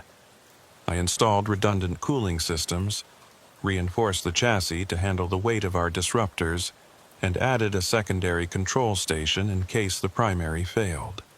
We recruited Jackson, a radar specialist who'd had his own unsettling experience on CR-29 back in 2012. He'd seen the Phantom truck too, though he'd managed to turn back before crossing the circle. His expertise proved invaluable. He developed custom software to detect pre-convergence signatures, subtle radar anomalies that appeared 15 to 20 minutes before the formations became visible. These early warnings would be our only advantage, our narrow window to set up equipment before the pattern fully activated. As June 2030 approached, tension built. This wasn't research anymore. This was a rescue mission with potentially fatal consequences. On June 14th, we set up at the brush truck stop. By 3:47 p.m., Jackson detected the signatures. Storm will cross CR-29 at 4:51 p.m. That's our target. We drove to the nucleation zone and deployed the disruptors in a semicircle around the rise. At 4:48 p.m., the ice formations began emerging from the soil, glowing with cold blue-white light. Activating disruptors, I said. The units hummed to life. Cracks appeared in the ice structures. It was working. But then the truck appeared, red taillights pulsing their SOS. The pull hit me immediately, stronger than before. "Mason, stay in the cab," Avery's voice over the radio, but I could barely hear her. The formations were resisting, one beginning to regrow. I grabbed our backup EMP unit and ran toward them. "Don't cross the circle," someone shouted. Too late. I was already across, the pull overwhelming. But I pushed forward, activated the EMP directly against the central formation. It shattered, exploding into vapor. The other formations collapsed in sequence. The shadows beneath the truck rose up, people, dozens of them. Translucent but unmistakably human. Riley Webb, Deputy Chen, others. They dispersed upward like morning mist. The truck vanished. The circle was just ground again. Avery and the team pulled me back. "You did it," she said. "The pattern is broken." 2 days later, Deputy Rains called. Deputy Chen just walked into the station. Says he was investigating a truck on CR 29 during a hailstorm. But that was 18 years ago. He hasn't aged a day. Over the following weeks, more people returned. Storm chasers from decades ago. A farmer lost in '94. All with no memory of the time that passed.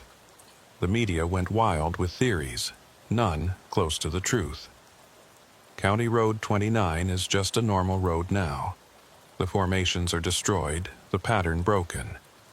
But sometimes, during severe weather, I still see red lights pulsing in my peripheral vision. My dash cam still glitches. I still set off metal detectors. I'm marked. We all are. We carry traces of it that will probably never fade. But that's a small price for freeing those trapped patterns. For breaking a cycle that claimed dozens of people over decades. I still chase storms, but with deeper understanding now. The boundary between normal physics and something else can grow thin. And when you cross that boundary and survive, you never quite come all the way back. The pattern is broken. The people are free. If I sometimes see those red lights pulsing in the hail, well, that's just the price of being the one who broke it. I can live with that.